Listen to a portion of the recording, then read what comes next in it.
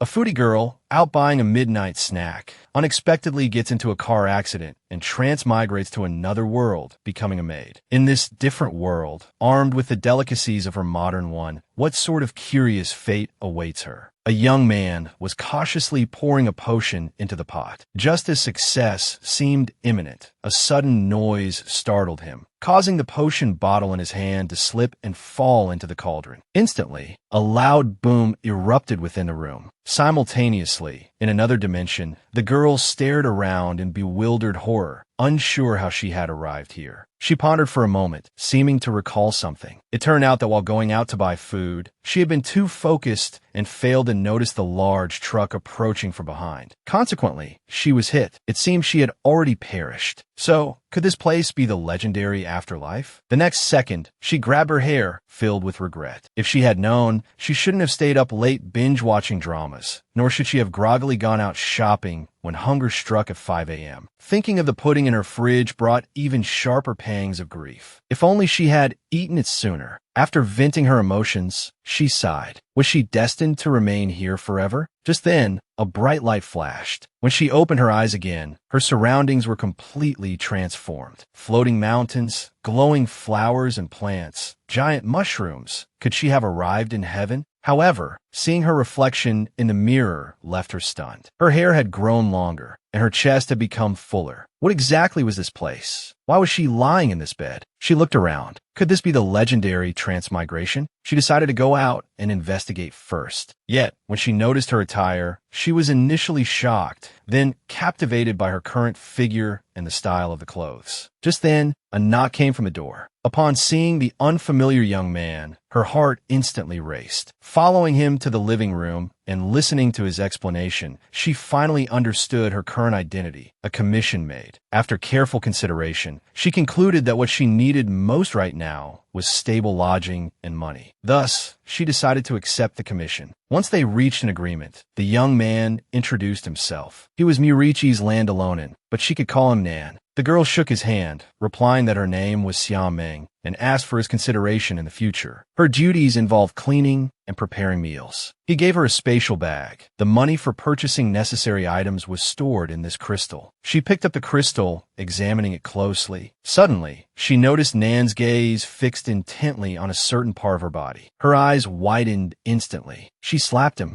Nan hastily explained that there was a large tear on the back of her skirt. He was merely trying to confirm it. She turned her head and indeed found a large rip in her skirt. She couldn't help but lament what on earth had happened to her. There were scorch marks on her clothes, and her head throbbed intermittently. Nan broke into a cold sweat. It was because his magic shield, carrying sparks, had collided with her. But considering her temper, he decided it was best not to tell her the truth. He briefly recounted the incident, telling her he had saved her, then urged her to quickly take a bath and change into clean clothes. Outside the door, Nan instructed her to familiarize herself with the environment first. Work would officially begin tomorrow. The room she was just in would be her bedroom from now on. Soaking in the bathtub, Xiaoming pondered. Everything before her eyes was in a style she had never seen before. She touched the water. This realistic sensation couldn't possibly be a dream. Could it be that something as absurd as transmigration had truly happened to her? Suddenly, her stomach rumbled. She was incredibly hungry. When she saw the food on the table, she hesitated. After much thought, she decided to try the soup first. The soup contained only salt and tomatoes. Next, she picked up a slice of what looked like boiled meat, only to find it was actually half-baked bread. It crunched loudly when bitten. It was simply too hard. She almost couldn't resist flipping the table. For a gourmet like her, this was utterly unbearable. Later, through Nan's explanations, Xiaoming gradually came to understand the situation in this world. Here, people didn't care much for culinary skills. Being full was enough. Most ingredients looked and tasted similar to those in her original world. Moreover, she could somehow understand the language and writing here. What puzzled her was that although some ingredients were edible, the descriptions in books on how to use them left her completely baffled. It seemed she would have to experiment herself. The next day, Xiaoming took it upon herself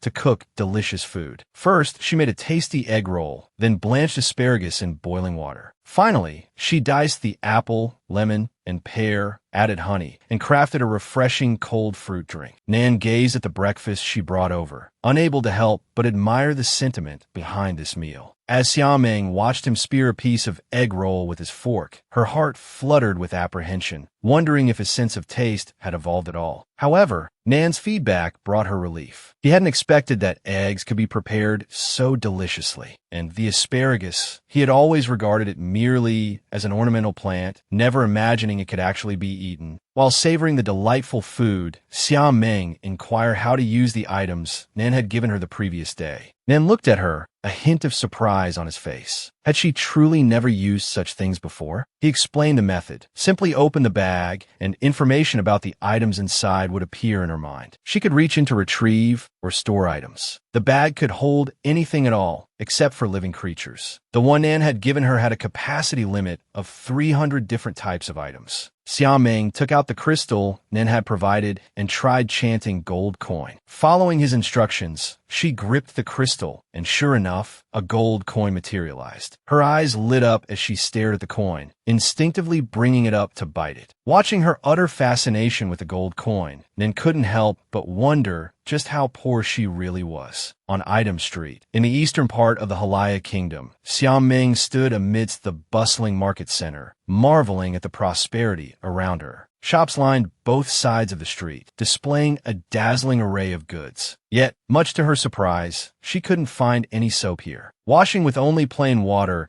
clearly wasn't enough for a thorough cleanse. Shaking off her thoughts, she quickly immersed herself in the joy of shopping. Wandering through the extraordinarily lively market, Xia Ming was delighted to discover a full range of utensils, along with a wide variety of ingredients and spices. The magical bag Nan had gifted her seemed enchanted. No matter how many items she placed inside, it remained as light as air. It was truly the perfect shopping companion. Her purchasing complete, Xia Ming returned home, elated. She took out a large piece of wild boar meat, deciding to make it the star of today's lunch. The wild boar here was a type of large mushroom known as red hair. First, she sliced the meat thinly, then mixed it thoroughly with various seasonings, letting it marinate for 30 minutes. While waiting, she busied herself preparing the side dishes. The marinated meat slices were coated in breadcrumbs and placed into a hot oil pan, fried until golden brown on both sides. After being removed and cooled, they were fried once more. Paired with her homemade tomato sauce, the taste was bound to be divine. Nan was deeply drawn in by the aroma of the food. As his fork gently touched the crispy outer layer, it made a distinct crunching sound. He couldn't help but doubt if this thing was truly edible. However, as he cautiously placed a piece of the meat into his mouth, the sensation, crispy on the outside, tender on the inside, fragrant and juicy, made his eyes widen. He found it incredible that this was wild boar meat. The taste, that combination of the crunchy crust and the succulent meat, compelled him to take bite after bite. When Nan dipped it into the tomato sauce and tasted it, the unprecedented freshness of the flavor utterly intoxicated him. Yet, he had no idea that the red dipping sauce was made from tomatoes. Xia Ming smiled and told him it was her homemade tomato sauce, especially good with fried foods, and called out her name. Meeting his puzzled gaze, he broke into a brilliant smile. Watching him reach out and firmly grasp her hand, Xia Ming felt a surge of nervousness, unsure of what he intended to do. Nan leaned closer, their faces nearly touching. Xia Ming was flustered. When she heard him say he wanted to keep her by his side for a lifetime, she was utterly shocked. He seemed to be speaking of something incredibly startling. The next second, Nan's words jolted her back to reality. His intention was to keep her by his side forever, and with double the pay. So, he was referring to the matter of her contract. Nan handed her a brand new contract. If she had no objections, she could sign and affix her fingerprint. When she glimpsed the compensation, her eyes practically turned into symbols of money. 100 gold coins a month. She was truly going to strike it rich this time. However, she immediately grew cautious. Could there be some hidden catch? She scanned it hastily. The content seemed fine. The job description remained the same. Only the employment term had changed from 1 year to permanent. This job offer was almost excessively generous. Even if some accident occurred midway, 1 month's salary would be enough to support her for quite some time. Having thought it through, she signed her name and pressed her fingerprint onto the seal. The very instant she finished sealing it, the contract was abruptly snatched away. Nan carefully put the contract away and announced that from this moment forward, she was as exclusive have made. Xia Ming couldn't shake the feeling that she had somehow fallen into a trap. Just as she was lost in thought, a voice suddenly interrupted her musings. Outside the door, a captivating elf beauty gracefully approached. She walked to Nan's side, intimately draping an arm over his shoulder, not forgetting to tease him a bit. Nan waved her arm off his shoulder, clarifying that Xia Ming was the maid he had officially hired from the guild. He then pointed out the messy state of the house, declaring it was all her masterpiece, leaving a mess behind before simply taking off. Faced with Nan's accusation, the elf beauty put on a pitiful expression, claiming she usually took good care of him. Just then, the elf seemed to think of something. She walked over to Xia Ming, extending her hand for an introduction. Her name was Yu, Nan's work partner. Xia Ming politely introduced herself as well, though inwardly she speculated. Judging by their intimacy, perhaps they were dating. Nan, having settled down, asked Yu the purpose of her visit. Yu informed him that a rift had appeared in the eastern part of the dense forest, and rare magical creatures had already infiltrated it. His Majesty wished for it to be subdued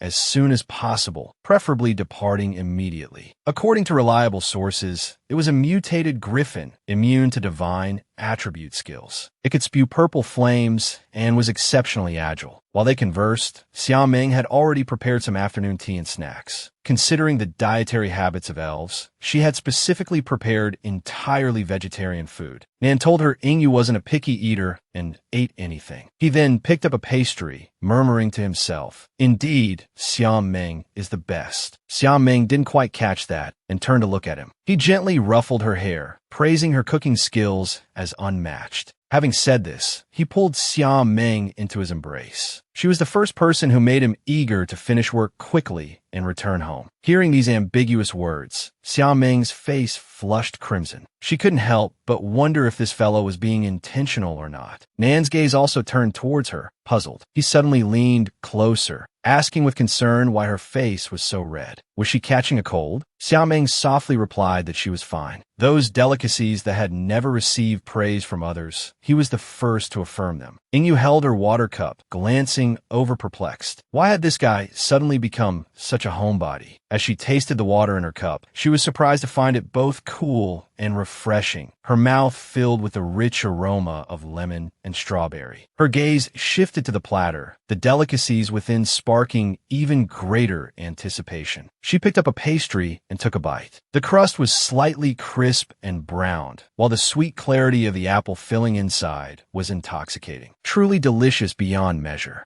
Upon learning that Xia Ming had made all of this herself, she couldn't resist wanting to poach her. Nan, however, told her to dismiss the thought. As long as he didn't terminate the contract, Xia Ming couldn't possibly work for anyone else. Yu remained unconvinced, stating that an employee could leave simply by paying the breach penalty. However, Nan had already taken precautions. In the newly signed contract, he had modified the termination clause so that only the employer had the right to end the employment relationship. Xia Ming took the contract but couldn't find the clause Nin mentioned. Nin pointed to the spot. She still couldn't discern it. Unexpectedly, Nin then took out a magnifying glass, explaining the print was too small and required magnification to be seen clearly. Xia Ming instantly flared up in anger. Why did only the employer have the right to terminate the employment? This clause was as tiny and hard to spot as an ant. She considered it fraud and resolutely refused to accept it. Nan, afraid she might tear up the contract, quickly retrieved it and hid it away. Then, he gently put an arm around Xia Ming, whispering to her that Yu had some peculiar habits. Yu's ears twitched slightly, clearly having overheard Nan's comment. She stepped forward, grabbed him by the collar, and started accusing Nan of spreading rumors. Before departing, Nan came to the garden and instructed Xia Ming that he would be away for about 20 days, during which time she could arrange her schedule freely. Xia Ming inwardly rejoiced upon hearing this. Finally, she could slack off and enjoy herself to the fullest. Seeing her vivid expression, Nan couldn't help but lean closer, wanting to know what she was thinking. Xia Ming, startled, turned bright red. She quickly stepped back several paces, hastily denying having any thoughts at all. Nan looked at her, puzzled by such a strong reaction. Xiao Ming thought Nan had further instructions and waited for him to speak. In the end, Nan just patted her shoulder, silently promising to notify her before his return. Then, a greedy smile appeared on his face as he requested a lavish feast for his homecoming celebration. Not to be outdone, Ingyu raised her hand, demanding to be included, stating she would also attend. Xiao Ming nodded in agreement, promising to prepare enough food for everyone then. After hearing this, Ingyu enthusiastically stepped forward, wanting to give Xiao Ming a kiss, then stopped their playful antics, urging them to hurry and set off. Xiao Ming watched them walk further and further away. She turned around, took out soybeans, planning to start making soy sauce. 2 months passed in the blink of an eye. Not only had she successfully made soap, she had even successfully developed an all-purpose cleaning solution. Although the process was a bit tedious, it truly solved many washing problems and saved considerable time. She busily wrapped the soaps, her thoughts drifting to Nan and Yu's safety. 2 months had passed, and they still hadn't returned, sparking a growing worry within her. During this time, she had also meticulously prepared all the daily necessities. Just then, Nin finally sent word, informing her he would be home by noon today and was eagerly anticipating the celebration feast. Hearing his less than serious tone, Xiao Ming felt a flicker of annoyance, but the preparations for the celebration feast could not be neglected. She took out a prime cut of black beef tenderloin, thinking to herself that a grand feast naturally called for hot pot. Thus, she washed various fresh meats, sliced them, and arranged them meticulously by cut on platters. Vegetables were similarly prepared and set on the table. Finally, she began to personally stir-fry the hot pot base. Just as the broth and all the ingredients were ready, the sound of Nan arriving home came from outside the door. The two returned, practically faint with hunger. Ingyu caught the fragrant aroma filling the air, her mouth watering involuntarily. Their timing was perfect. The hot pot was just beginning to bubble. Ingyu gazed at the abundant spread on the table, her eyes sparkling with anticipation. She eagerly asked what kind of delicacy this meal was. Xiao Ming proudly introduced it as hot pot, a delicious dish from her homeland. Next, she began instructing the two on how to enjoy the hot pot. First, place the desired ingredients into the pot to cook, then dip them in a specially prepared sauce before eating. Nan followed her instructions, cooked a piece of meat, dipped it in the sauce, and popped it into his mouth. He immediately exclaimed how incredibly delicious it was. Ingyu, not wanting to be left behind, hastily tried it herself, astonished by the unexpected flavor. Having not eaten a proper meal in 3 months, that single bite seemed to bring her back to life. As the meal progressed, Nan and Ingyu even started playfully fighting over a piece of meat. Xiao Ming couldn't help but chuckle softly. She brought out more ingredients, assuring them there was plenty. Placing drinks on the table, she then inquired about their mission. Nan slowly recounted their tale. The campaign this time had been arduous, resolved only after considerable trouble. Unexpectedly, they were then ambushed by a group of Highlanders. Hearing this, Ingyu angrily slammed her cup down. If they hadn't just endured a fierce battle, she would have definitely taught those fellows a lesson. Xiao Ming heard they were injured and quickly asked if their wounds were serious, if they needed medical attention. Nan gently cupped her face, telling her he had already treated them with magic. However, the treatment would leave some after effects, causing extreme fatigue. Having said this, he gently kneaded Xiao Ming's cheek, remarking on how soft her skin was. Xiao Ming blushed crimson, pushing his hand away while muttering inwardly that she couldn't let you misunderstand. Xiao Ming knew what they needed most right now was rest. An idea flashed in her mind, a perfect way to alleviate fatigue. Thus, she invited Ingyu to enjoy a floral bath together, claiming it was highly effective for soothing tiredness. The two arrived by the bath. Xiao Ming handed Ingyu a bar of soap, suggesting she thoroughly cleanse her body with it before soaking. Xiao Ming patiently showed her the proper way to use the soap. After washing, Ingyu slowly eased herself into the bath water, letting out an involuntary sigh of contentment. This is so comfortable. She became deeply interested in this bathing method Xiao Ming had introduced, as well as the soap itself.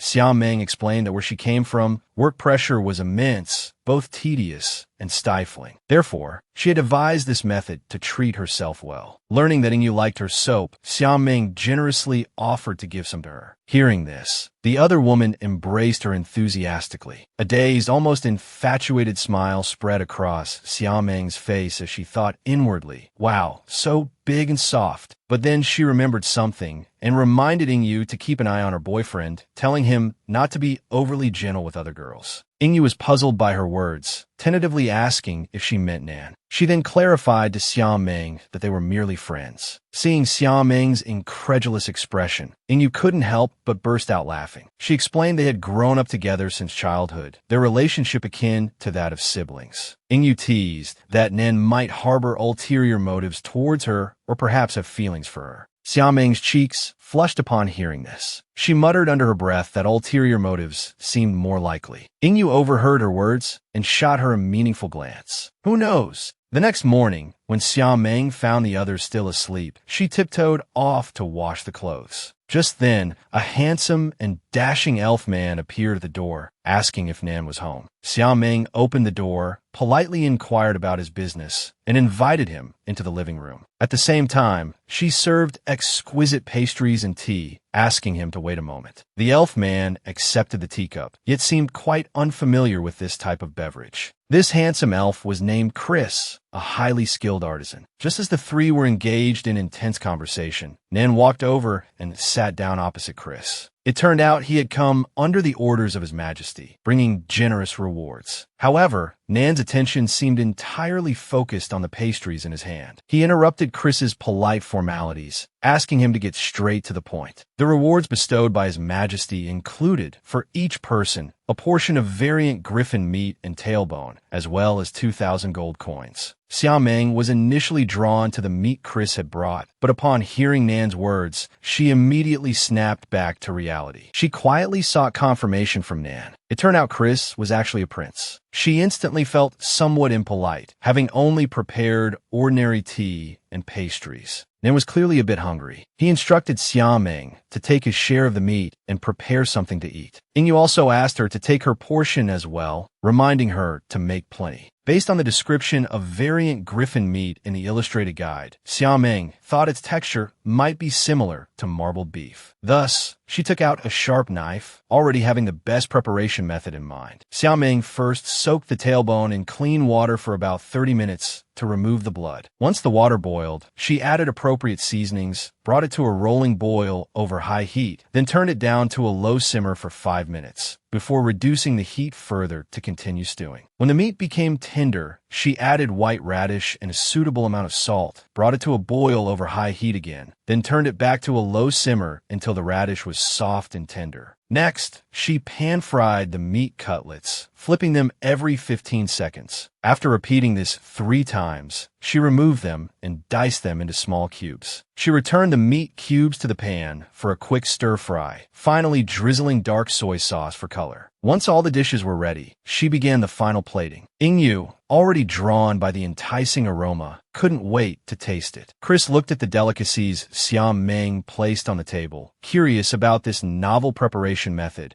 and even more tempted by the fragrant aroma assaulting his senses. Beside him, Ingyu had already started feasting heartily, occasionally letting out satisfied sighs of admiration. Chris hesitated for a moment, then finally speared a small piece of meat and tasted it. The instant he took the first bite, he was conquered by the wonderful texture, feeling that all the food he had eaten before paled in comparison. Even the side dishes of potatoes and vegetables exuded a rich, meaty fragrance. The fruit added to the red wine transformed the originally inexpensive wine into something luxurious, and its chilled temperature was simply intoxicating. After eating, they felt their bodies surge with energy. Although eating griffin meat wasn't supposed to have any special effects, the only commonality among the three of them was that they had all tasted Xiaoming's cooking, and used magic to inspect the food Xiaoming had made. The results were astonishing. Each dish actually possessed different magical properties. Ingyu looked at Xiaoming in disbelief. Her food was actually imbued with magical power. Xiaoming quickly explained that her cooking just used everyday methods, and the seasonings were only common ingredients like ginger and pepper. The others stared at her in shock. Those materials, commonly used in alchemy, were actually used by her as seasonings. No wonder Nan always felt these materials were running low. They were primarily used for repairing cracks in the magic wall and were extremely precious. Xiaoming innocently fiddled with her fingers. In her hometown, these things were mainly used for flavoring. After hearing this, the three unanimously agreed that Xiaoming needed to learn some magical knowledge. Chris volunteered to teach her magic, but Nan interrupted. He argued that as an accomplished mage himself, he could teach her. There was no need to seek help from afar when it was readily available. Then he looked seriously at Xiaoming, stating solemnly that he, the Archmage, would personally instruct her. Nan began to impart magical knowledge to Xiaoming. He first took out a magic stone used for testing magic. It could enhance and release magic. Everyone has their own corresponding magical attributes. Ordinary people usually possess life magics like fire, water, wind, and earth. Special ones include ice, lightning, and holy magic. Plant and dark magic, however, are race-specific magics. After explaining these basics, Nin demonstrated how to summon water using the magic stone.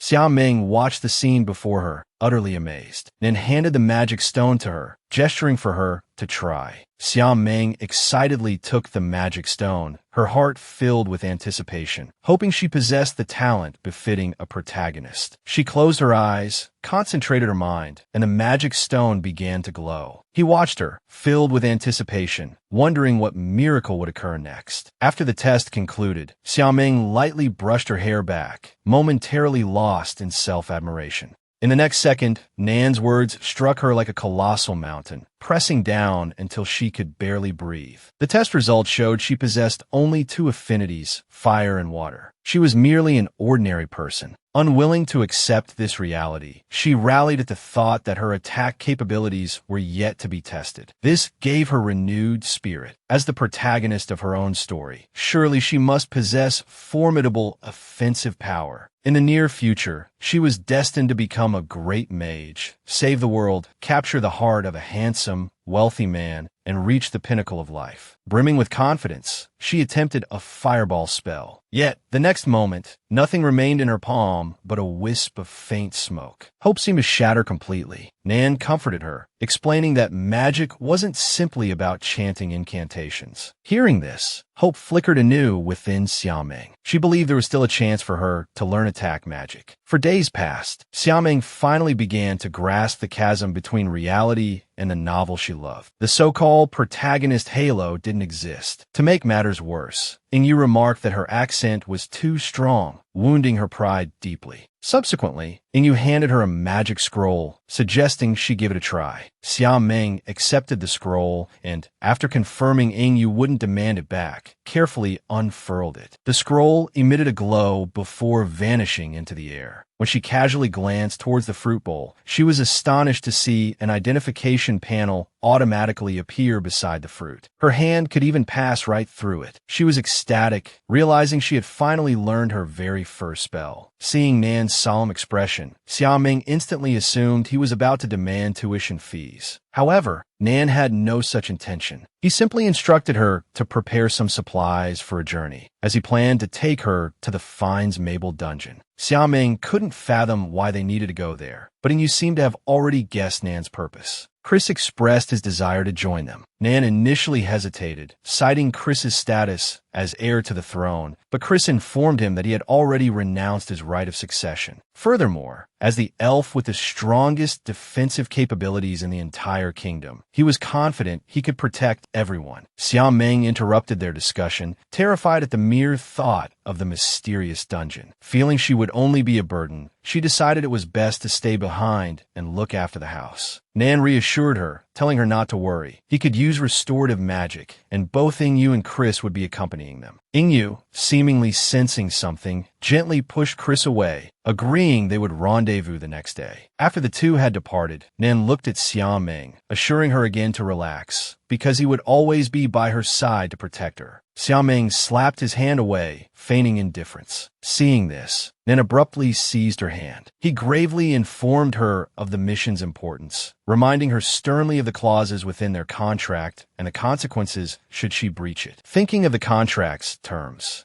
Xiao Ming couldn't help but curse inwardly. That damned indenture contract. Later, when Xiao Ming saw Malky, she was utterly captivated by its adorable appearance. She couldn't resist wrapping her arms around its neck, burying her face in its wonderfully fluffy feathers. Nan watched her nuzzling the creature and urged her to hurry and mount, reminding her that they were short on time. Once they were both seated, Xiao Ming sat pouting in front of Nan, mentally puzzling over what he had meant by jump. Just then, Malky spread its powerful wings, crouched low, and under Xiao Ming's astonished gaze. With a whoosh, it leaped forward. Xiao Ming's terrified scream echoed through the air. As fear gripped her, Nan pulled her close, shielding her tightly in his arms. "Hold on tight," Nan instructed. "We're about to accelerate." Xiao Ming clutched him nervously, asking how much longer it would take to reach their destination. She was already starting to feel dizzy, on the verge of vomiting. Soon, they arrived at their destination. Xiao Ming quickly found a secluded corner and couldn't stop herself from being sick. She rubbed her aching backside, groaning inwardly about the rough ride. Afterward, the group proceeded on foot, venturing deeper into the forest where the path grew rugged and difficult to traverse. As the sun began to set, they found a suitable spot to make camp and rest. Xiao Ming took out the ingredients she had prepared beforehand, placing them on a grill to cook, and reheated the soup from earlier. Everyone gathered around to enjoy their evening meal together. Later that night, Xiao Ming slept sprawled out without a care. Nan gently draped a blanket over her. The next day, they arrived smoothly at the dungeon entrance. Nan reminded Xiao Ming that ahead lay the dungeon's interior, where various monsters lurked alongside unknown dangers. Hearing this, Xiao Ming fearfully hid behind him, worried they might suffer a total party kill. Nan comforted him, assuring him they were quite confident about handling the middle sections. However, this statement only made Xiao Ming more uneasy. Did that mean they weren't confident about the latter half? He firmly refused. Without absolute certainty, he would rather not go. Nan told him that with his magical culinary skills, they would definitely be fine at least until the end. He also promised to protect him no matter what. If he really didn't want to go, that was also an option. However, packs of wolves prowled here at night. This deterred Xiao Ming from acting alone. Ultimately, he compromised, deciding to follow them. Stepping into the dungeon, a strange sound suddenly echoed in Xiao Ming's ears. Terrified, he clung tightly to Nan. "That's the cry of a giant-toothed flame pig," Nan said, quickly shielding Xiao Ming behind him. Just then, a panicked young woman dashed past them, closely followed by a ferocious giant-toothed flame pig. Nan surmised the girl must be a novice. Fleeing with one's back to a monster was the most dangerous thing to do. No sooner had he spoken than the girl was nearly struck by the monster's magic. Xiao Ming, hiding behind Nan, anxiously urged him to save the girl quickly. "This kind of monster can be dealt with in a single move," Nan remarked. As he finished speaking, Ingyu and Chris attacked together, felling the giant-toothed flame pig with one effortless strike. Xiao Ming turned into a little fan, utterly impressed by their strength. Ingyu, after striking a cool pose, suggested Xiao Ming prepare some pork dishes. But he wasn't skilled at slaughtering and butchering beasts. Ingyu produced a sharp dagger. "Leave this to me. I guarantee I'll butcher it beautifully." Watching Ingyu like this, Xiao Ming couldn't help but feel a shiver of danger. Nan seized the opportunity to tease him, reminding him of his earlier warning about Ingyu being strange sometimes. Hearing this, Ingyu sent Nan flying with a punch. Chris urged Nan to get up quickly and help, as someone over there was injured and needed healing. Xiao Ming expended great effort processing the pork, nearly collapsing from exhaustion. After catching his breath, he fried the meat patties until golden brown on both sides. He then cut the meat into large chunks and skewered them with vegetables. Once the delicacies were ready, he held up a skewer, calling everyone over to enjoy the meal. The aroma drifted over to Nan, even interfering with his spellcasting. But he resisted the temptation, deciding to finish healing the injured first before savoring the food. Soon, Nan had healed the injured. The rescued girl was overcome with gratitude, thanking them profusely for their help. Seeing her sorrowful state, Xiao Ming felt sympathy and generously shared his food. After tasting it, the girl too was deeply impressed by Xiao Ming's culinary skills. Once the rescued man awoke, the two decided to leave. Before they departed, Nan inquired about some information, wanting to know why this mid-level monster had suddenly appeared in the upper levels. The girl replied that this was also the first time they had encountered such a situation. Xiaoming noticed Nan's expression turn grave and couldn't help but worry. Was something significant about to happen? Xiaoming felt uneasy. What exactly was going on?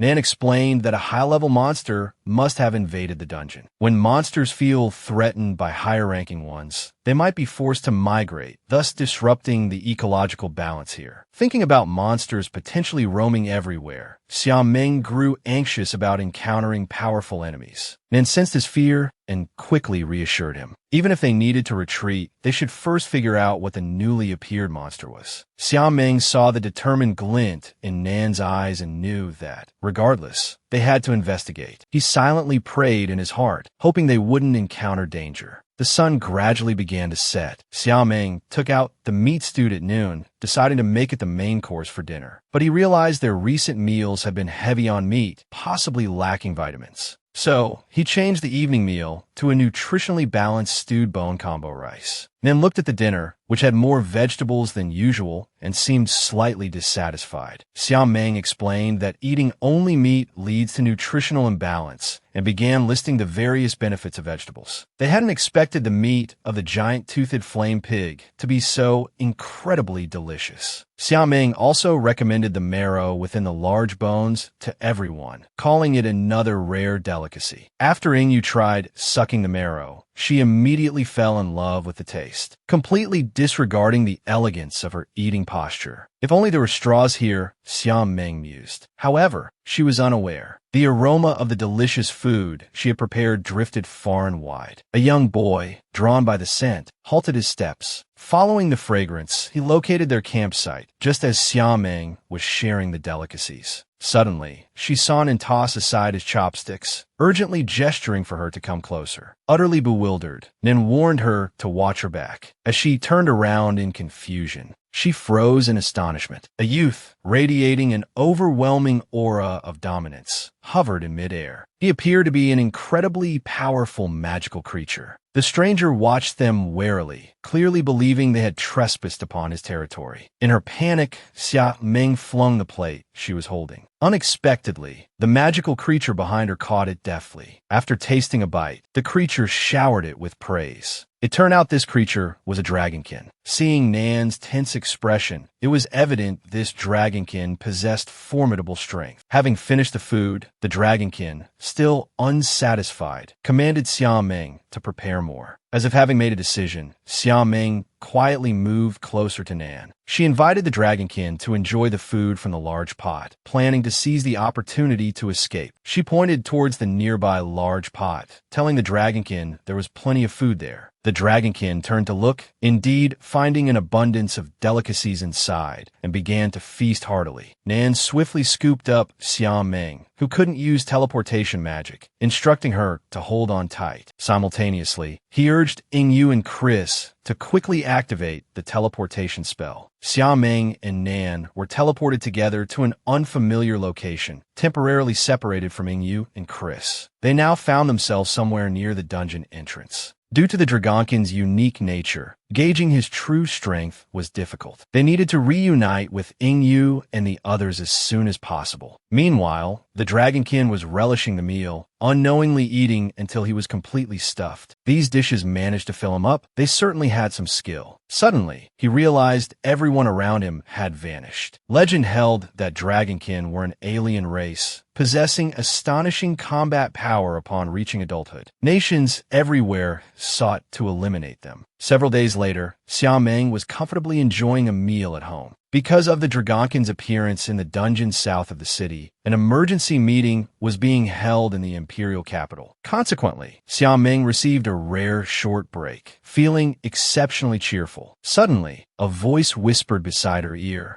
requesting to share some food. Xiaoming turned her head and saw an adorable talking doll. The doll pitifully claimed to be hungry, asking for just a little bit. Faced with those large, watery eyes, Xiao Meng's heart softened, and she couldn't help but agree to its request. However, looking at the now empty plate before her, Xiao Meng couldn't help but marvel. This appetite was practically on par with Nan's. The cute doll ate to its heart's content. To express its gratitude, it proposed forming a familiar contract. Xiao Meng misheard it as a pet demon. The doll continued to coax her, saying that once the contract was formed, it could stay by her side forever. Unable to resist its pleading, Xiao Meng agreed to form the contract. The doll explained the contract's details. Xiao Meng obediently followed the instructions, but after waiting a long time, nothing happened. Just as the ritual was about to begin, Xiao Meng sensed something was wrong. The voice speaking to her had suddenly changed. She opened her eyes and was shocked to find the dragonkin from the dungeon standing before her. The dragonkin seized her hand. Xiao Meng tried to pull away but stumbled and fell to the ground. The dragonkin fell with her, pulling open her ribbon, warning her it might hurt a little and telling her to endure it. Xiao Meng was completely stunned. What on earth was happening? The dragonkin landed on the ground, wiping blood from the corner of his mouth, praising her as worthy of being his attendant. At the same time, Nan rushed to help Xiao Meng up. Midway through the meeting, he had sensed an abnormal fluctuation in the barrier around their home and had immediately rushed back. He anxiously asked if Xiao Meng was hurt, but she remained silent. Nan gently wiped away her tears, comforting her not to be afraid, that he would protect her. He held Xiao Meng tightly in his arms, determined to avenge her and deal with the scoundrel before them. Watching this scene, the dragonkin felt extremely displeased. He warned Nan not to touch his attendant. Nan settled Xiao Meng in a safe place, then rushed forward, landing a punch squarely on the dragonkin's face. His opponent, showing no weakness, returned the blow with equal force. The two were poised for a magical showdown. Xiao Meng, furious, shouted at them to stop. He admitted it was all his fault, that he hadn't paid enough attention before agreeing to the contract with the dragonkin. Hearing this, the two paused their fight, turning towards Xiao Meng. It turned out the dragonkin's contract was rather unique,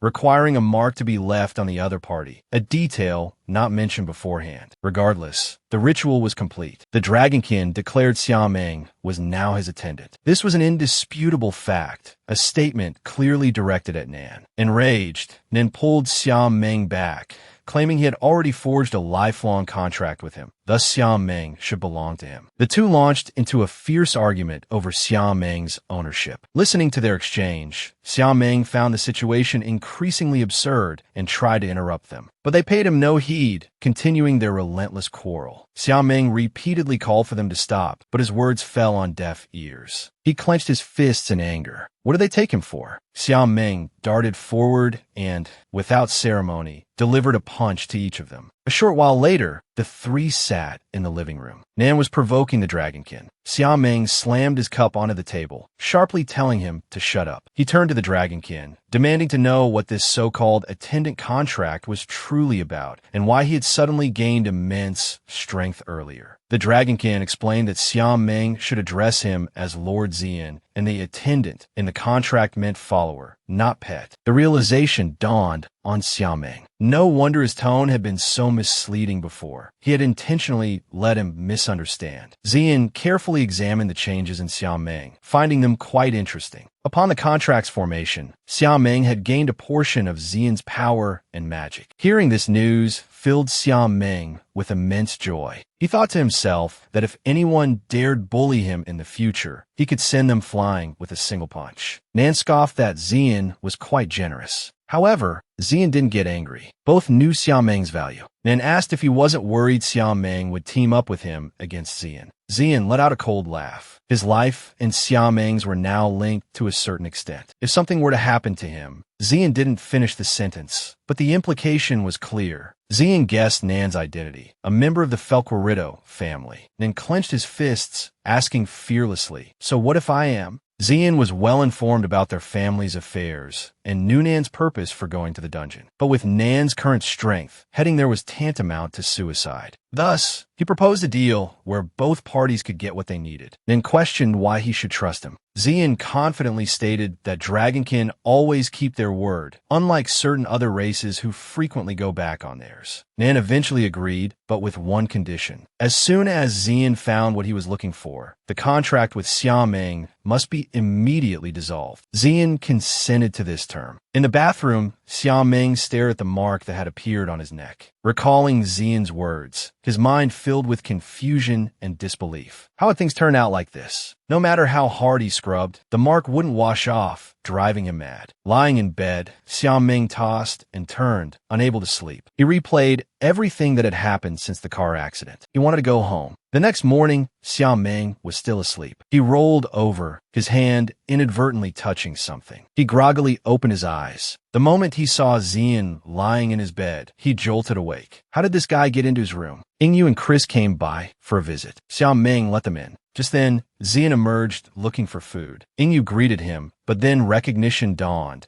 and she instinctively launched a magical attack, demanding why the Dragonkin was here and telling Xiaoming to hide behind them. Xian explained he was Xiaoming's new master, and they could simply call him Xian. Ingyu and Chris were incredulous. Ingyu saw confirmation from Xiaoming. He sighed, saying it was a long story. After hearing his account, Ingyu couldn't help but exclaim, "Amazing!" His cooking had actually attracted such a powerful figure. Xiaoming buried his face in his hands, stating he didn't need this kind of glory. Xiaoming introduced the two parties to each other. Ingyu was thrilled beyond words. To become partners with a rare Dragonkin, this was definitely something worth boasting about. Just then, Chris remembered the purpose of his visit and handed Xiaoming the whisk he needed. This was the first time Chris had crafted something with such a structure, and he was quite curious about its use. Xiaoming explained it was for stirring, capable of creating even more interesting and delicious desserts. Ingyu's interest was piqued, and she eagerly offered to help. Xiaoming thought for a moment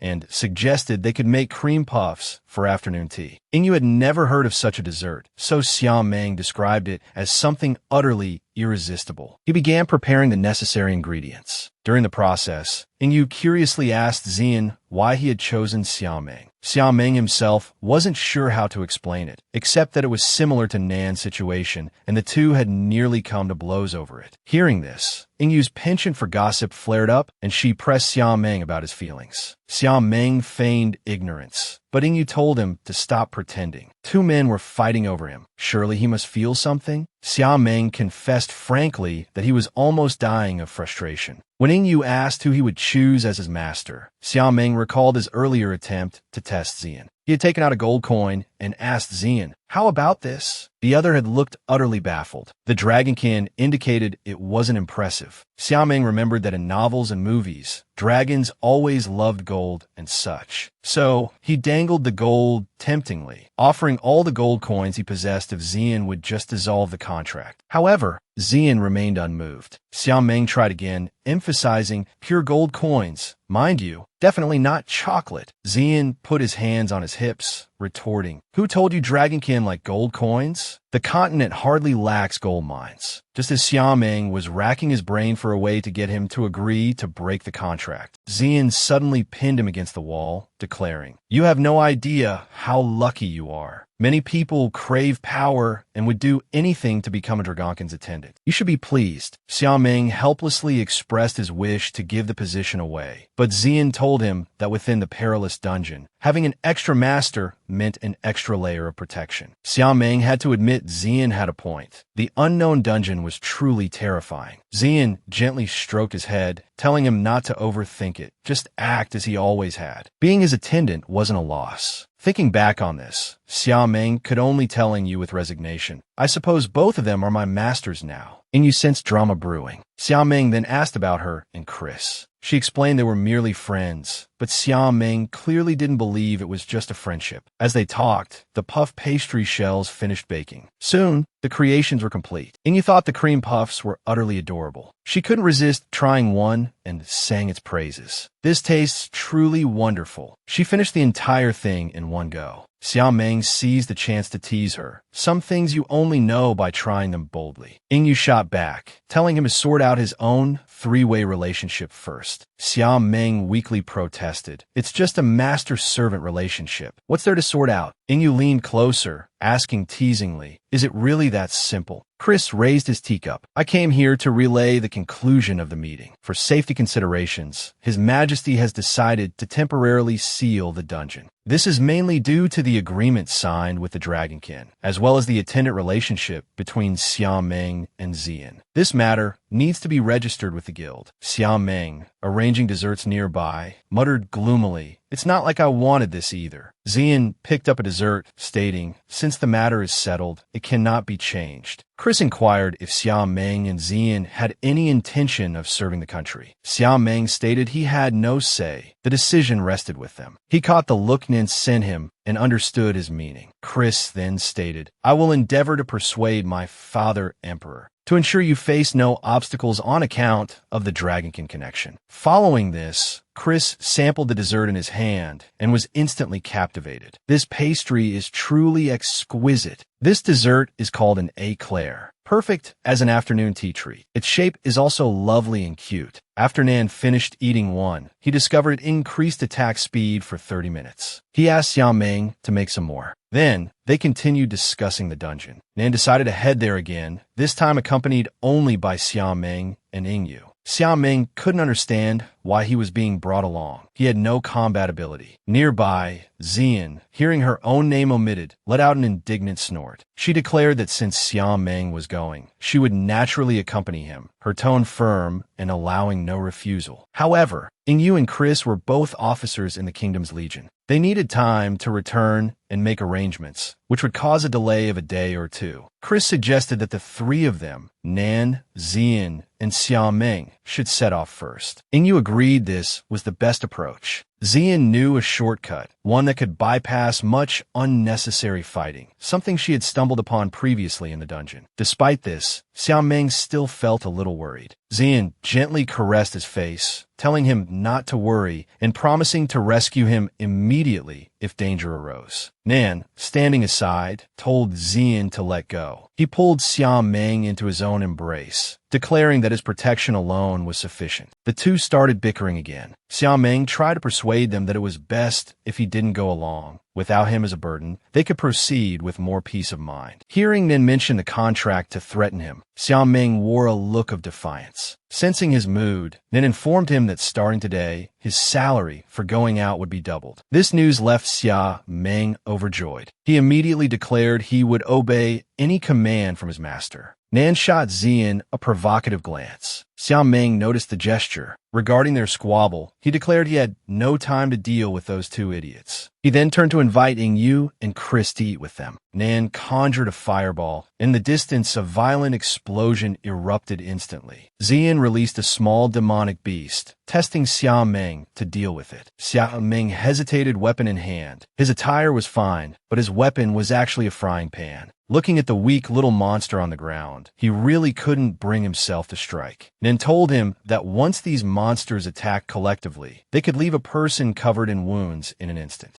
Xiao Meng hadn't expected this small creature to be so terrifying. Zian ordered him to slay it immediately. Close combat was something Xiao Meng simply couldn't manage. Nin thus cast a magic shield around him, one capable of easily repelling even high-level monsters. Zian gave him a push. The dungeon was a place where one needed to fight to survive. Xiao Meng cursed them both as devils, then raised the frying pan and approached the monster. He first apologized, then brought the frying pan down hard. Xiao Meng decided to use the bird monster thighs captured at noon. For dinner, he first washed the thighs and marinated them for 20 minutes, then coated them in egg white and starch, and finally deep-fried them until golden brown. Just as dinner was ready, they returned. While eating, the two urged him to quickly get used to activating his skills, because later they would encounter even stronger humanoid monsters. The next day, the trio arrived at the dungeon, which consisted of 3 areas: the Sky Forest, the pool, and the town. Their destination was the town area. Xiao Meng didn't understand why they had come to this cliff. Zian explained that it led directly to the pool area. She prepared to fly down with Xiao Meng, telling Nin to jump down protected by his magic shield. Nin questioned why, if she could fly down, she wouldn't just take them both. Zian haughtily replied that she had no desire to touch a man's body. Watching the two argue endlessly, Xiao Meng calmly analyzed the situation from the side. Eventually, Zian compromised. Since her dragon form was too small, this was the only way she could carry them down. During the flight, the two started bickering again. Xiao Meng quickly tried to dissuade them, reminding them they were almost there. Xian was in the middle of making a threat when she was suddenly struck by a rock. Her grip on the two involuntarily loosened. The pair struggled in the water, finally managing to stay afloat. Nan furiously accused Xian. Seeing they were about to start arguing again, Xiaoming quickly reminded them to find a place to change clothes before they got sick. While they were changing, Nin noticed Xian's gaze. Puzzled, he asked why she kept staring at him. Xian asked him if he liked Xiaoming. Nan remained silent for a moment, then retorted, "What's it to you?" He then stated it was perfectly normal for a master to care about his subordinate. She saw the brand on Nan's chest. Could the rumors about his family actually be true? Nan covered the brand on his chest. This mark was merely a constant reminder to him. Suddenly, the two heard Xiaoming's cries for help. A monster had appeared where he was. A water-type magical beast had bound Xiaoming tightly. His body was constricted, unable to move, leaving him only able to call for help. Nan cast a levitation spell to observe the situation. With Xiaoming trapped, the circumstances were somewhat tricky. He reminded Xian to be exceptionally careful when making a move. After the monster was attacked, Xiaoming felt the grip tighten even more forcefully. Nan dived underwater and cast Rock Break. With a loud crash, the monster slammed heavily onto the water's surface, then became still. The two were puzzled by the unexpectedly smooth success, feeling something was amiss.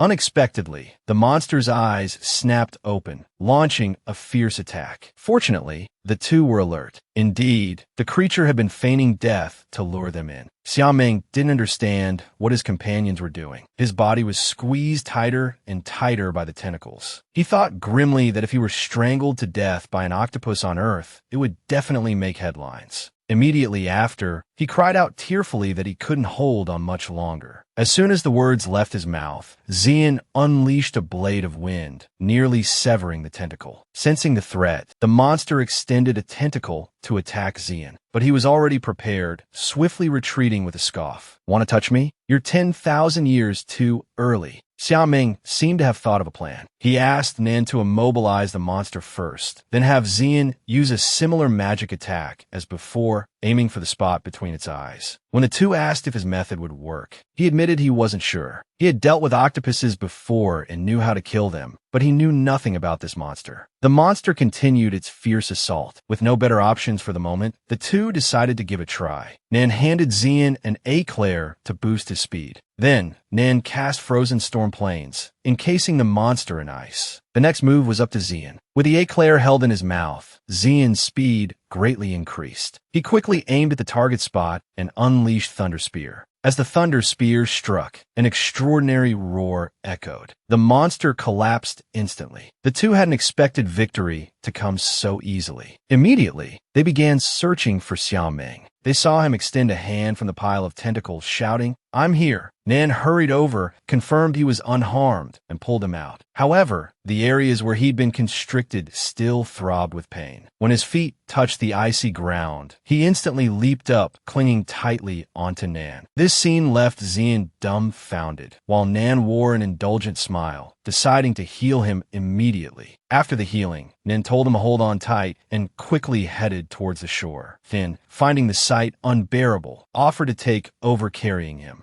However, Nan, in high spirits, ignored him. Finally, Nan successfully carried him to the shore. Once ashore, Xiaoming curiously asked how Nan had discovered the monster's weak spot. Nan explained that an octopus's brain is located between its eyes. Previously, defeating octopus monsters required organizing a team of 20 for a battle of attrition. Hearing this, Xiaoming couldn't help but complain that by the time everyone assembled, he would likely have already perished. Xian remarked that it was truly a miracle they had defeated the giant octopus with just the two of them. Xiaoming believed this was the power of teamwork. Teamwork meant members complementing each other, growing together, and thus becoming stronger. The two pondered for a moment and decided to continue cooperating in the future, but only in combat situations. Xiaoming interrupted their argument, suggesting they first find a place to change out of their soaked clothes. Concerned for his safety, Nan suggested setting up a curtain again for changing. Xiaoming glanced at Zian, looking somewhat uneasy. Nan seemed to notice his apprehension and promised to help him keep an eye on the others. Zian, seeing this, bristled with indignation, insisting he would absolutely not peek. Xiaoming resignedly asked him to fetch some giant octopus tentacles to serve as the main course for lunch. When the octopus legs were brought back, he first rubbed them with salt to remove the slime, then tenderized the meat with a mallet. Next, he boiled them in hot water, then marinated them with various seasonings for half an hour. Finally, he placed the marinated octopus on the grill to cook slowly. The octopus meat was springy and delicious, truly worthy of a rare monster. After tasting it, Nan found his ice magic had actually doubled in power. He began to look forward to trying other rare monsters. Gazing upon the deserted town, Xiaoming turned to his companions, a hint of disbelief in his voice as he sought confirmation. He scanned the surroundings, finding them utterly empty, yet a persistent feeling of being watched from the shadows prickled his senses. Suddenly, a chilling gust of wind swept through, sending an involuntary shiver down his spine. He felt a cold, sinister presence. Xiaoming's thoughts began to spiral, his mind conjuring various terrifying images, as if some dreadful entity was about to reveal itself. Just then, his eyes caught a glimpse of a white figure ahead. Nervously, he tugged at Nan's sleeve, whispering that he thought he saw someone. Nan reassured him, suggesting it might just be a dark spirit, not uncommon in these town areas. This explanation only heightened Xiaoming's fear, making him desperate to flee the place. Nan told him that using holy magic would dispel them. Just as Xiaoming wondered who could cast such magic, he felt something strange coiling around him. Seeing this, Nan immediately cast the light of the Holy Spirit upon him. "Rest in peace," he murmured, and the dark spirit behind Xiaoming dissipated instantly. At that moment, Zian's voice came from the side, asking if perhaps she needed a spell cast on her too. They turned to look and found Zian surrounded by dark spirits. Nan teased that with her abilities, she hardly needed any magic cast for her. Xiaoming urged everyone to leave the area quickly. Nan gently lifted his chin, telling him not to look at the frightening things. "If you really can't control it," Nan suggested softly, "why not just look at me?" Xiaoming's face flushed crimson. He hadn't expected Nan to say something like that. Just then, Zian abruptly reached out, shattering the delicate atmosphere between the two. She warned Nan to stay away from her servant, questioning his ill intentions. Nan retorted that he was merely looking after him, unlike Zian, whose heart harbored improper thoughts. Xiaoming covered his burning cheeks, realizing he didn't actually dislike Nan's actions. His heart was even pounding much faster. After the trio reached their destination, Zian tried to push open the large gate before them, but despite studying it for a long time, she couldn't open it. This door could only be opened by someone possessing the Florikina bloodline. Due to the long journey, they decided to rest nearby.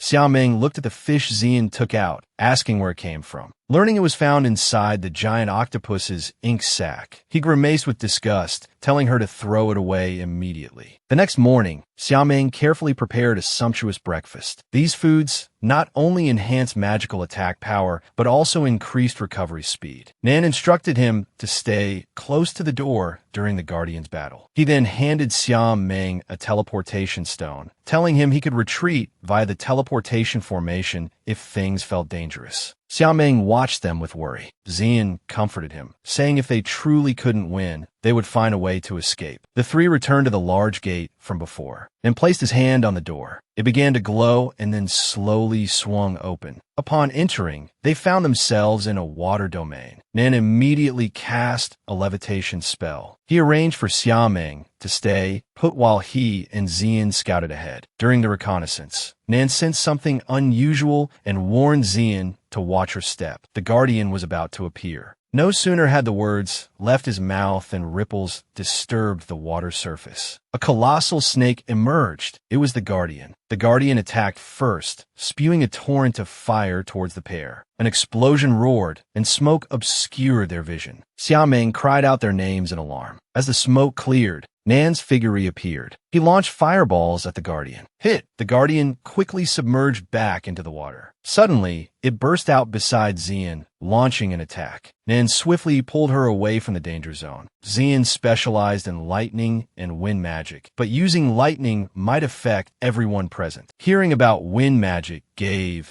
Nan an idea for a countermeasure. On the other side, Xiao Ming watched anxiously as the two faced peril, frantically searching for anything useful. Suddenly, he spotted a stone brick. Without hesitation, he picked it up. Channeling attack magic, he hurled the brick at the Guardian. Struck, the Guardian reared back, exposing its underbelly. Xiao Ming shouted for them to aim for its belly. Xian reacted instantly, using wind shackles to bind the Guardian and urging Nan to act quickly. Ultimately, they successfully defeated the Guardian. The three proceeded to the core area. Nan smoothly retrieved the water essence, one of the essential materials needed to complete the demon god seal. Xiao Ming asked quizzically, "Doesn't the book say it's already sealed?" Then explained that the seal wasn't complete and would gradually weaken over the years. They had to recollect the materials to reinforce it. Xiao Ming felt a bit hesitant upon hearing this. He hadn't expected there to be other dungeons to visit. Next, they would head to the dungeon in the Marlia Kingdom, located near a famous resort destination. The group arrived at the tourist city, witnessing a long queue of people waiting to enter. Even Chris, the first prince of Harelia, had to wait in line with the commoners. Xian expressed his dissatisfaction, suggesting it would be faster to simply climb over the wall. Chris reminded him that doing so would lead to his arrest. To avoid trouble, Xiao Ming persuaded him to wait patiently in line. Just then, the surrounding crowd noticed Xian, the dragonoid, and began murmuring amongst themselves. As the one contracted to a dragonoid, Xiao Ming suddenly became the center of attention, making him feel slightly uncomfortable. At that moment, a knight approached. He was Dylan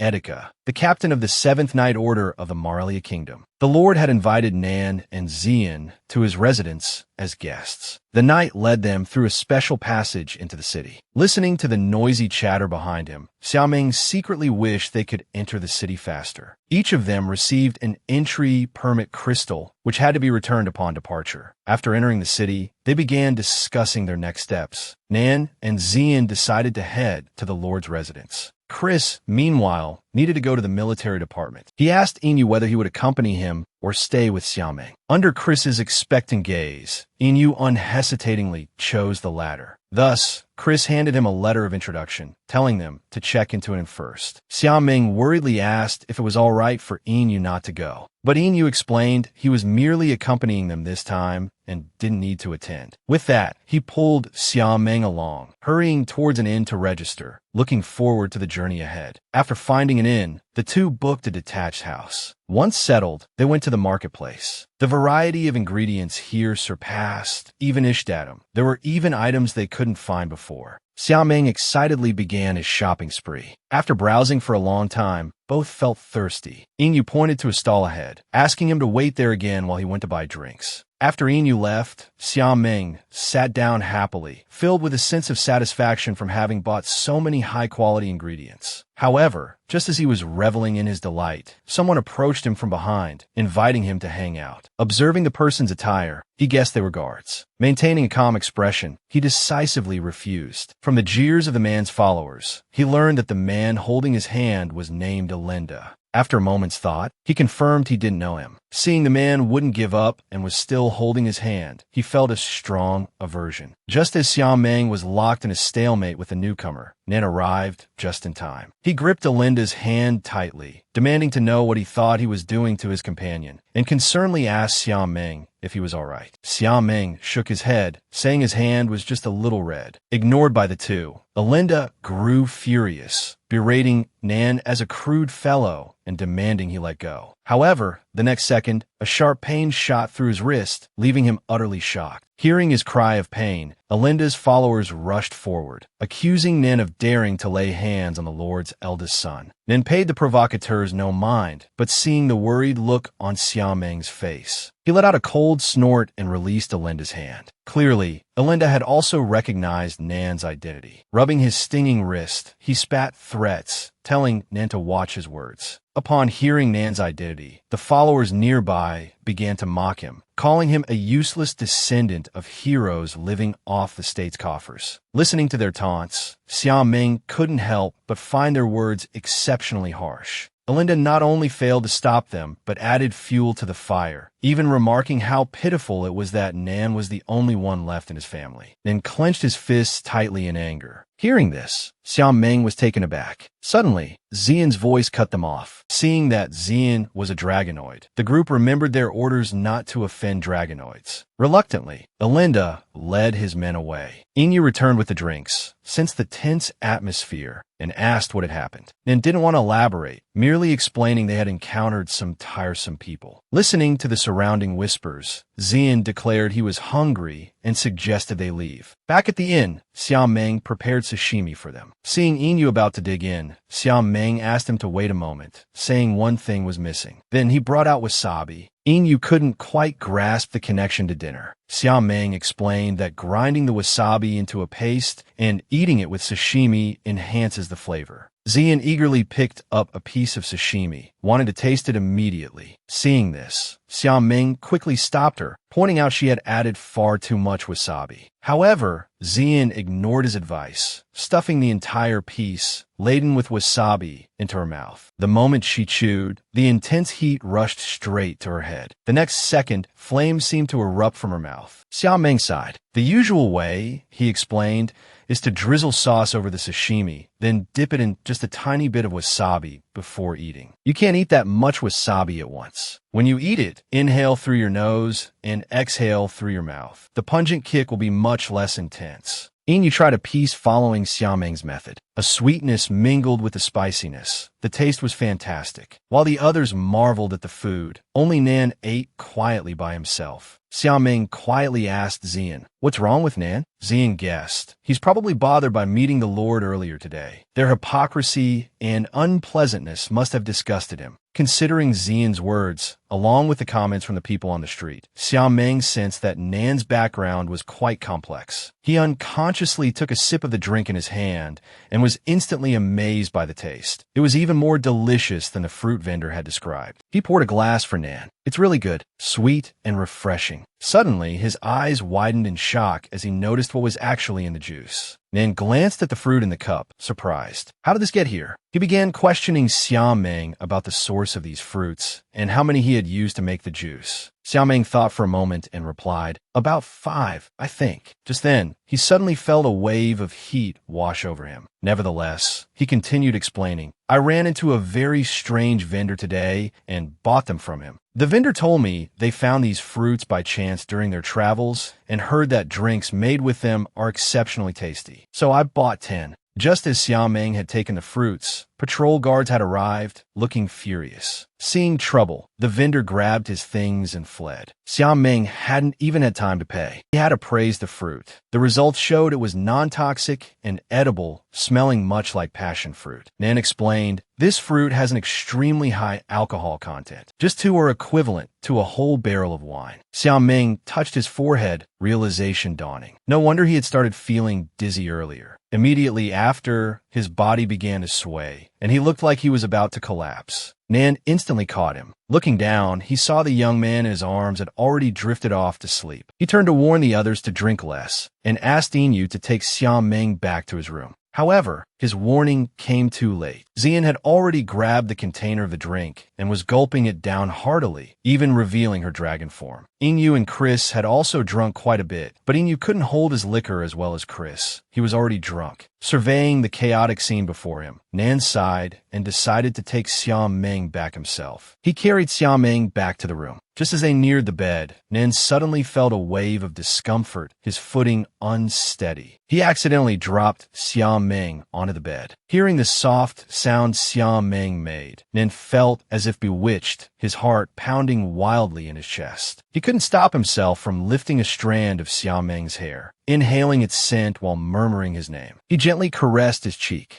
Overcome by an irresistible urge, he leaned down, intending to kiss him. Suddenly, a sharp pain pierced his heart. He immediately recoiled, sitting up, wondering if the alcohol had muddled his mind. Nan carefully tucked the blanket around him, murmured good night, and walked out of the room. Night fell, filled with lightning. Thunder roared. A young man ran frantically, driven by fear. He saw bodies strewn everywhere, his heart filled with confusion and incomprehension. He couldn't understand why everyone was dead. He kept running, desperate only to find his father and mother. When he reached a tightly shut door, he heard his parents' voices from within. He pushed the door open, thinking he had finally found them. However, the next second, he witnessed a brutal scene. His father raising a sword and plunging it into his mother. Blood spurted like an arrow. His father then noticed his presence. His fallen mother looked at him in disbelief, unable to comprehend why he was there. Seeing her out-of-control husband about to harm their child, she clung tightly to him, desperately urging her son, "Run, run quickly." Nan was unwilling to abandon his mother. But just then, Butler Beria appeared behind him, grabbed Nan's hand, and quickly pulled him away from the scene. The butler led Nan to a door, telling him he would be safe once he passed through it, urging him to enter quickly. After Nan went through the door, the butler told him this was as far as he could accompany him. As soon as the words fell, the butler slammed the door shut, telling him to remember he was the last hope of his family. No matter how Nan cried out, the door never opened again. Only a pool of fresh blood seeped out from under the door, just as Nan was heartbroken. A girl appeared beside him, her warmth illuminating his world. This girl was Xiao Meng. However, just as Nan welcomed her arrival with anticipation, a sharp sword pierced through his body. Watching the once lively and lovely young girl fall before him, Nan's world shattered once more. The demonized, Nan caught the falling Xiao Meng. No matter how he struggled, he could not escape the arrangement of fate. In his sleep, Nan's eyes snapped open, startling him awake. He quickly sat up and looked around. The chirping of birds drifted in from outside the window. He clutched his forehead in pain, unable to stop a curse. Damn it. Xiao Meng remembered everyone had drunk last night. So, she decided to make easily digestible food for breakfast. Just as she finished preparing it, Nan walked out. In the morning, she made creamy corn juice. After setting down the food, she told Nan the others hadn't woken up yet. As the two were talking, the others gradually emerged. But she still hadn't seen any sign of Xian. Nan interrupted their conversation, saying they would go to the dungeon after finishing breakfast and cleaning up. However, Xian still hadn't returned. He suggested just leaving a note for her. 3 hours later, they arrived at the dungeon entrance. Xiao Meng looked around in confusion. Aren't dungeons supposed to be underground? This place looked exactly like a forest. Chris explained that due to the falling water level and the rapid growth of vegetation, it had transformed into its current state. Xiao Meng remembered the octopus last time. It was simply a nightmare. Nan explained that it wouldn't be like that here, due to overhunting. This dungeon had already become deserted. However, it wasn't entirely safe. There were still many traps. These were all leftovers from previous hunts. Because the cost of recovery was too high, they were simply abandoned. They arrived at an area where Nan reminded everyone to be careful. This was a concentrated trap zone. He told everyone to wait for his signal before moving. Then, he began using the magic spell Needle Eye technique to scout ahead. Soon, Nan instructed the group to move according to his directions. Inoue and Chris, walking ahead, moved with ease. But Xiao Meng, following behind, detected an unusual sound. It seemed she had stepped in the wrong place. Just as the thought crossed her mind, Inoue sensed danger. A massive wooden stake came crashing down. He leaped up and shattered it with a kick. After landing, Inoue wiped the cold sweat from his forehead, thankful for his quick reflexes. Before Xiao Meng could finish apologizing, another strange sound came from the ground. The two instantly froze, afraid to move. Nin couldn't help but complain that the two were liabilities. Because they had stepped in the wrong spot, they had fallen into another trap. Xiao Meng's body uncontrollably plummeted down a tunnel. Inoue reacted swiftly, grabbing her. Pushing off with his feet, he leaped upwards, using magic to suspend them both against the wall. They barely managed to steady themselves. The moment had been incredibly perilous. Inoue had told Xiao Meng to hold on tight. He was preparing to climb up. After much hardship, they finally climbed out. Exhausted, Inoue collapsed onto the ground. Xiao Meng thanked him sheepishly. If it weren't for his timely rescue, she feared she would have fallen deep into the trap. They looked around. Inoue guessed they were likely inside the dungeon now. She wondered how Nan and Chris were doing. Inoue comforted her, saying that getting separated in places like this was common, so she shouldn't worry too much. Then, Inoue took out a teammate's sensing stone. As long as it was still glowing, it meant the others were all right. Having said that, Inoue drooled slightly at the corner of his mouth. The most urgent matter right now was eating. Only by replenishing enough strength could they press onward. He opened the lunchbox, an involuntary sound of admiration escaping his lips. Elsewhere, Nen awoke to find himself confined within a cage. Beside him, Xian suddenly spoke, giving him a start. It turned out Xian was also caught in this trap. This must be the frenzied demon cage. Within this cage, all abilities were restricted. Magic was rendered almost entirely unusable. Nen examined it for a long time. It seemed their only hope was destruction from the outside. Just then, Xian began to inquire about Xiameng's whereabouts. Nen informed him that Xiameng and Inu were in a separate trap. Both traps had sprung simultaneously. As he spoke, he tested the cage, finding it utterly impervious to physical attacks. It's a shame Chris isn't here, Nen mused. Otherwise, he could open this instantly. Xian cut him off, asking if he had anything to eat. Nen fell into a resigned silence for a moment. He passed his own lunchbox over. I can only spare half. Xian snatched the box eagerly and began to devour the contents ravenously. Seeing him satiated, Nen reminded him it was time to contribute. You're still a young dragon. Change back into your dragon form. Maybe you can squeeze through the gaps between the bars. Xian transformed back into his dragon shape, then pushed him towards the bars with all his might. But Xian, having eaten so much, was simply too plump to be pushed through. Nen shoved forcefully against his hindquarters, trying to wedge him out. Xian, however, worried about marring his handsome face, began to whine and refused to cooperate further. Not far off, Xiameng thought he heard Xian's voice. Inu listened intently, confirming that the sound were indeed emanating from their direction. Meanwhile, Nen was still struggling with Xian, who finally gave up due to the discomfort, reverting to his humanoid form. Xiameng and Inu, drawn by the commotion, arrived just in time to witness their compromising position, immediately jumping to the wrong conclusion. The atmosphere turned acutely awkward. Inu draped an arm around Xiameng's shoulders, turning to leave. Carry on, Inu said. We'll come back in a bit. The two youths left behind frantically called after them. It's not what you think. Get back here. Xiameng grasped the cage bars and, channeling Xian's power, gave a mighty heave. Incredibly, the iron bars began to bend. The two trapped inside felt a cold sweat break out. This being Xian's first time forming a contract, he had accidentally transferred an excessive amount of power to Xiameng. Even Inu, standing nearby, looked on in astonishment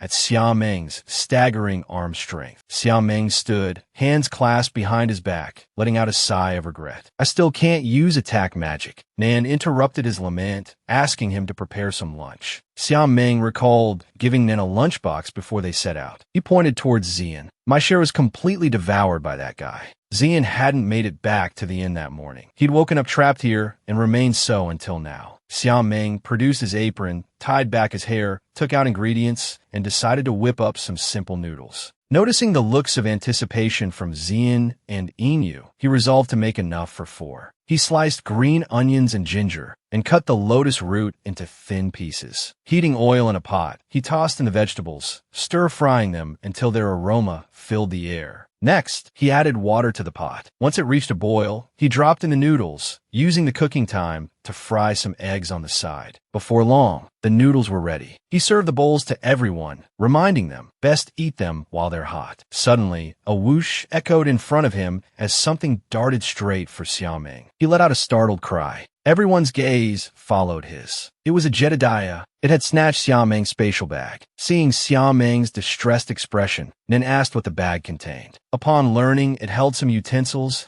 and all the remaining food ingredients, the others stared at Xiameng in stunned silence. Snapping back to reality, they immediately gave chase, attempting to reclaim the spatial bag from the Jedediah. A little later, Inu ran frustrated hands through their hair, complaining, that blasted Jedediah still got away. How infuriating. Xiameng offered some consolation. Just let it go. He then asked if the others had managed to bring any ingredients out with them. Hearing they hadn't, he didn't press further. Well, this is already much better than last time. At least we still have utensils and seasonings. As for ingredients, he continued, we'll just have to be extra vigilant for anything edible along our path. He then picked up the noodle bowls again, presenting them to the group. Better eat now. They won't taste as good if they sit too long. Inu explained to Xiaoming. That creature, just now, was a Jedediah. They're a type of fiercely competitive wild fowl, notorious for thievery, and they have a particular tendency to target females. Its only strength was its incredible speed. The only way to catch it was to provoke it first. Whether they'd even get another chance to encounter it, Inu couldn't say for sure. The odds weren't high. Just then, a voice called out. It turned out to be Chris, who had followed the sounds and found them, seeing their dejected faces upon his arrival. He couldn't help but ask with confusion what had happened. The next day at noon, Xiaoming prepared lunch using the shellfish she had gathered along the way. First, she mixed a dipping sauce, then placed the raw oysters on a rack to grill. With her knife, she peeled and diced a pumpkin, then chopped onions and sautéed them until translucent, setting them aside. As she worked beside the fire, she found herself missing the days of having a food processor. Soon, the pumpkin oyster soup and grilled oysters were ready. Looking at the spread, Xian declared it wasn't nearly enough to fill them up. Xiaoming paid Xian no mind. The others didn't object to helping eat Xian's share. Inue skeptically picked up a piece of oyster. After one bite, Inue's eyes widened in pleasant surprise. The taste was exquisite. The rich garlic aroma didn't overpower the oyster's freshness, but enhanced it beautifully. After lunch, they pressed onward. If the path ahead proved smooth,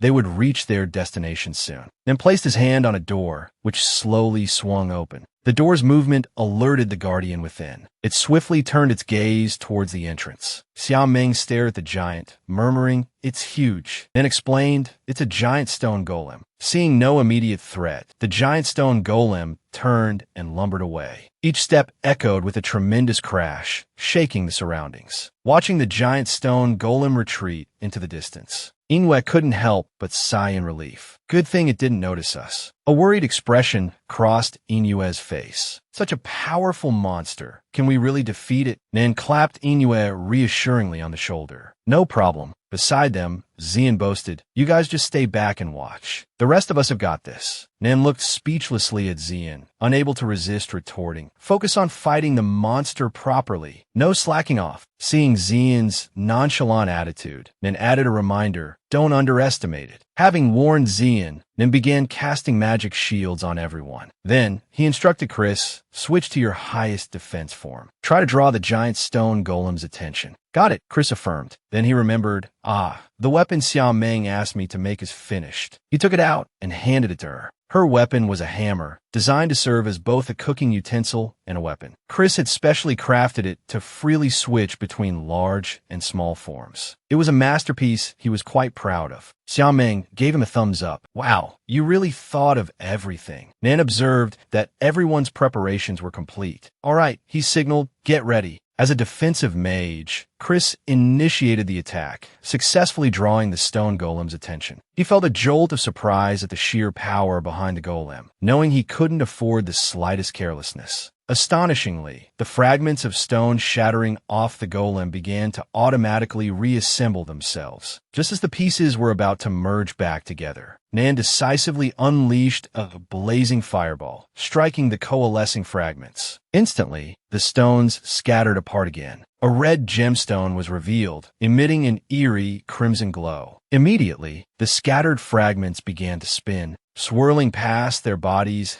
and automatically returning to the stone golem, seamlessly merging back into its form. Whenever the stone golem moved, the gem on its back pulsed with a fiery light. Xiaoming couldn't help but wonder, could this gem be the key to controlling the stone golem? And so, she asked Xian, "Fly me onto its back. I want to test my theory." Though Xian was utterly bewildered, they didn't hesitate, immediately flying Xiaoming towards the golem. Simultaneously, Nin noticed their maneuver and instantly cast Earthen Bind to restrain the stone golem. Xiaoming and Xian successfully landed on the stone golem's back. Gripping her weapon tightly, Xiaoming struck unhesitatingly at the gemstone embedded there. Sure enough, the shattered stone fragments stopped reassembling. Xiaoming shouted loudly to the others, "That gem is its weak point." However, her footing became unstable and she tumbled off the stone golem's back. Xian watched nervously as a massive chunk of rock hurtled directly towards her. Xian reacted instantly, shoving Nan aside, only to be struck hard by the massive boulder himself. He spat out a mouthful of blood before collapsing unconscious. Nan immediately directed Chris to protect Xian, telling Inu to advance and attack the gem. He and Xiaomeng would provide cover for her. Nan's Baoyin Shu and Xiaomeng's hammer struck the stone golem simultaneously, successfully drawing its attention. Inu seized the opportunity, attacking the gem on its back while it was unguarded, shattering it with a single strike. Stones began to crumble and fall from the stone golem's body. One massive boulder hurtled towards Xiaomeng. He dodged swiftly. However, the ground beneath his feet abruptly cracked open. He couldn't help but cry out as his body plummeted into the fissure. Nan watched him, tense with anxiety, his heart filled with worry. Xiaomeng plunged into the water. Water surrounded him on all sides. He was nearly swept away by the current. A wave of regret washed over him. Why hadn't he learned to swim properly? The water gradually rose above his head. He began to recall various experiences from his life in the real world. From childhood to adulthood, he had always lived according to the wishes of his elders. Even grown up, he was subjected to all sorts of constraints. He couldn't even pursue the one thing he truly loved. Did he truly possess no right to choose? Yet, they always used the excuse that it was for his own good. He had grown weary of this so-called concern. He turned back towards his room, hearing the sounds of accusation from outside. Tears streamed down his face uncontrollably. Submerged, he thought with self-deprecation. If he had just followed their arrangements back then, perhaps he would be leisurely vacationing right now. He felt it becoming difficult to breathe, his chest tight and unbearably constricted. Just as he was about to give up, someone swiftly swam to his side, grasped his hand firmly, and pulled him up from the water. Nan held him tightly, swiftly pressing his lips to his, beginning artificial respiration. Feeling Xiaomeng respond, Nan rejoiced inwardly. It seemed he hadn't lost consciousness yet. The two of them couldn't stay like this for long. They had to get ashore as quickly as possible. Holding Xiaomeng, Nan swam upwards with all his might. Breaking the surface, he managed to grab hold of a tree branch. Xiaomeng clung tightly to him. Gasping fresh air, he couldn't stop coughing. He felt much better after spitting out the water. The two reached the bank safely, then set him down. Xiaomeng stumbled upon landing and couldn't help but sneeze. Soaked to the bone, he felt incredibly cold. Since his spatial bag had been stolen, he had no change of clothes. Nan offered him his own clothes. Taking the clothes, Xiaomeng was surprised to find that they were so large, he could almost wear them as a dress. After Nan finished changing his own clothes in front of him, he went off to find wood for a fire. Before leaving, Nan reminded him to change quickly. After Nan had gone, Xiaomeng's face flushed crimson, his heart pounding. He hadn't expected that a mage would possess such an athletic physique. The two sat chatting idly by the fire. Xiaomeng learned they had been washed downstream, now some distance from the underground city. Gnawing on an apple, he asked about the stone golem. He learned that the moment he fell from the edge, the stone golem had collapsed, and wasn't too clear about what happened afterwards either. Nan praised Xiaomeng for his excellent performance during the battle. Xiaomeng thanked Nan for saving him. Just as he was about to say something more, his mind suddenly went blank. He realized he had just received artificial respiration. Remembering that kiss in the water, his face instantly turned scarlet, and noticed something was amiss. He asked him what was wrong. Xiaomeng hid his face, evasively claiming nothing was wrong. Inside, however, he was wailing. His first kiss, gone just like that in such a muddled way. Thinking about the oysters they had eaten made him even more distressed. His first kiss actually tasted like roasted oysters, garlic-flavored ones, no less. Night descended. The two urgently needed to find a place to shelter for the night. Xiaomeng discovered a cave. They immediately went inside, only to discover, to their surprise, that this was the Jedediah's nest. Fortunately, they not only recovered the spatial bag, but also acquired some delicious chicken. Xiaomeng got busy. After cleaning the chicken, he began preparing dinner. He poured oil into the pot, added onions, stir-frying them until fragrant. Next, he added rice and water, letting it simmer until cooked. Then he stuffed the cooked rice into the chicken and sealed the opening with small skewers. Finally, he evenly spread the previously prepared seasoned oil over it. It would need to roast for an hour. Nan was reading when he suddenly heard Xiao Ming cry out in alarm. He rushed to his side, asking with concern what had happened. Xiao Ming held out a bleeding finger. It turned out he had accidentally cut himself. Nan grabbed his hand without hesitation and put the finger into his mouth, licking the wound clean for him. Xiao Ming watched him, his heart pounding, and was actually licking his finger. After the bleeding stopped, Nan used magic to heal the wound for him. Listening to his own heartbeat, Xiao Ming kept reminding himself that this was just healing, nothing to be embarrassed about. Noticing Nan's gaze, Xiao Ming hastily turned away and began preparing dinner, flustered and clumsy. Nan approached from behind, asking with concern if he had caught a cold, why his face was so flushed. His hands were also trembling slightly. Nan took hold of the hand holding the knife, wanting to help. Nan's breath brushed past his ear, and he suddenly felt tense. He dodged Nan's hand, insisting he could manage on his own. He felt they were standing too close, inwardly complaining, why isn't this guy moving away already? In the end, he had no choice but to hand in the portion of food he had prepared, telling him to go eat first. Nan gave him a deep look, then ruffled his hair, telling him to eat and rest early, even though he would be keeping watch tonight. Currently, they were in the downstream area of the underground city. Returning to Atli City would take about a day. After reaching the city, they would still need to take a boat to Adrian Island. Hearing this, Xiao Ming already felt somewhat overwhelmed. Suddenly, a monster appeared behind him and lunged. Nan tensely grabbed him, pulling him out of the way, and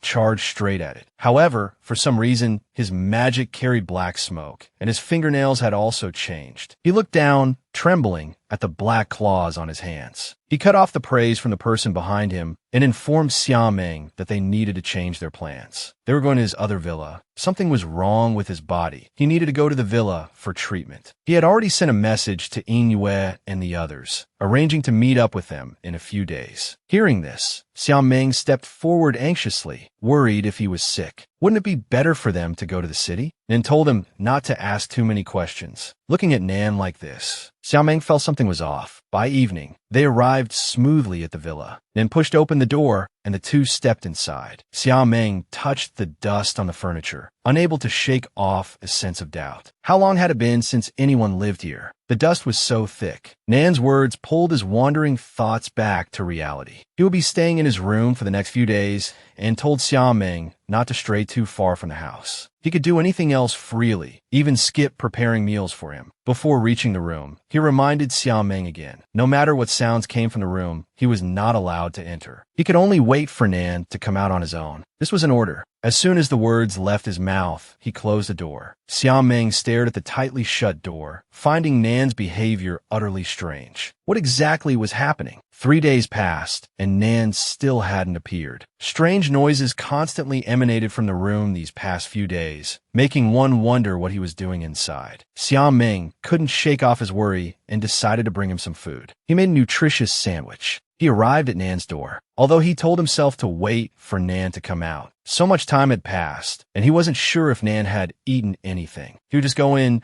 place the food on the table. It would only take a moment. He opened the door to find the room pitch black. It was very quiet. He placed the breakfast on the table, then walked to the window and pulled open the curtains, discovering it had started raining outside. Just then, a figure reflected in the glass. He heard footsteps, turned around in alarm, and uncertainly called out Nan's name. When he saw those blood-red pupils, he couldn't help but take a step back, wondering doubtfully if the person before him was truly Nan. Yet, the voice that came out was undoubtedly Nan's. He trapped Xiao Ming between himself and the wall. The Nan at this moment seemed different, terrifying. Xiao Ming's hands and feet began to tremble. He realized he couldn't muster any strength. The current Nan kept sniffing his scent. He carried a sweet fragrance. He lifted Xiao Ming's head. The scent emanating from him made his own mind reel. This aroma, so irresistible it made one want to drink it down in one gulp, was simply too wonderful. Xiao Ming didn't understand what the other was saying. Trembling, he asked who he was and demanded to be released. However, the other didn't answer him. He had originally planned to savor him slowly. but the scent was too enticing, making him unable to resist the urge to devour him immediately. Hearing the word devour, Xiaoming's pupils contracted sharply. He tried to push him away, only to find his strength astonishingly great, making it impossible to shove him off. Nan reached out directly and lifted his chin. He lowered his head. Xiaoming felt as if he was about to be swallowed whole. Yet, the other merely drew close to his lips, seemingly inhaling something. What on earth was happening? Panicked, he reached out to cover Nan's mouth. He seemed controlled by some force. What was that light that had drifted from his mouth just now? At the same time, he felt his own body growing weak and feeble. Before he could even figure out the situation, his hands were restrained again, pinned above his head. Nan pushed him down onto the bed, demanding he obediently surrender his life force. He shut his eyes in pain, crying out Nan's name, asking where he was, pleading for him to come and save him. Just as Nan was about to feed, he suddenly stopped. His eyes returned to their previous state. He got off Xiaoming, stumbling backward repeatedly, finally collapsing onto the chair behind him. Hunched over in pain, he asked how Xiaoming had gotten in. Xiaoming straightened his clothes and sat up, explaining he had come in because he was worried about him. Then cut him off, questioning why he had trespassed into this room. He had set up a wind magic array, which would nullify magic. Xiaoming didn't notice his tone, solely concerned about what had just happened to him. However, Nan's cold tone still stung him. He emphasized he was only acting out of concern, but the other replied that it was his private matter. Indeed, between them, they were ultimately just employer and employee. He had overstepped. Nan sensed Xiaoming's dejection. Clenching his fists, he apologized, saying he hadn't controlled his emotions well earlier and had spoken too harshly. Xiaoming interrupted him, stating he wasn't wrong. It was his own lack of consideration. In the bathroom, Xiaoming was helping Nan trim his hair. Nan asked him to cut it shorter. He couldn't help but wonder inwardly. Since Nan was letting him touch his hair, did it mean he still trusted him? Could he interpret it that way? Soon, Xiaoming finished cutting his hair. Nan undid his clothes, preparing to bathe, telling him to go prepare lunch first. Xiaoming walked out of the bathroom, his mind still dwelling on how, in this strange world, he had thought he'd found someone he could rely on. How foolish he was. Then he gave himself a pep talk. Don't overthink it, just focus on cooking. Indeed, cooking always lightened the mood. Just as the meal was ready, Nan emerged. Seeing him with his new hairstyle, Xiaoming felt he looked quite different. Lunch was char siu pork. The meat here was sweet, surprisingly pairing well with the rice. At this moment, Xiaoming was somewhat distracted, recalling Nan's glowing eyes and fangs from before, now vanished. Suddenly, Nan called his name, making him jump. Awkwardly, he asked if Nan wanted more char siu pork. Receiving an affirmative reply, he immediately got up to prepare another serving. Watching Xiaoming's retreating figure, a look of loneliness crossed Nan's face. Anyone would be scared by something like that, wouldn't they? Meanwhile, Xian had also arrived. Xian forcefully pushed open the villa door. Xiaoming wondered why he had come so suddenly, not forgetting to ask with concern about his injuries. However, Xian walked straight past him, cursing furiously, "Bastard!" His fist flew towards Nan, but Nan easily caught it. He had indeed improved significantly. Xiaoming's life force had become so weak, it must have been his doing. No sooner were the words spoken than another punch landed squarely on Nan's face. He claimed repeatedly he would protect Xiaoming. Yet something like this had happened. Didn't he know that damage to life force couldn't be healed? Xian became agitated, aggravating the wounds on his body. Seeing his anguish, Xiaoming quickly stepped forward, urging him to calm down. She explained that it wasn't Nan's fault. She herself had ignored the warnings, leading to this outcome. Xian looked at her, his heart aching. She was the one injured. She didn't need to make excuses for Nan. Suddenly, Xiaoming felt a piercing headache. Clutching her forehead, she pleaded with Nan to tell the truth, hoping the two would stop arguing. Nan remained silent for a moment. He had indeed diluted her life force. It was an undeniable fact. Just then, Nan noticed her distress, asking with concern what was wrong. But Xian furiously slapped his hand away, ordering him to stay away from Xiaoming. He declared that he alone was enough for her. As the two argued, she suddenly collapsed to the floor. After carrying Xiaoming back to her room, The two men returned to the living room. Zian, having learned what had transpired earlier, asked Nan if he had anything more to say. Nan gazed at the dessert before him. He told Zian that Xia Meng was merely an ordinary woman. Untrained, she lacked the ability to adequately protect herself. Zian was also aware of his family's affairs. Therefore, Nan hoped that should a similar incident occur again, Zian would be able to protect Xia Meng. If necessary, he was even willing for Zian to kill him and take Xia Meng away. Hearing this, Zian asked curiously why he didn't simply dissolve the contract with Xia Meng. Nan stated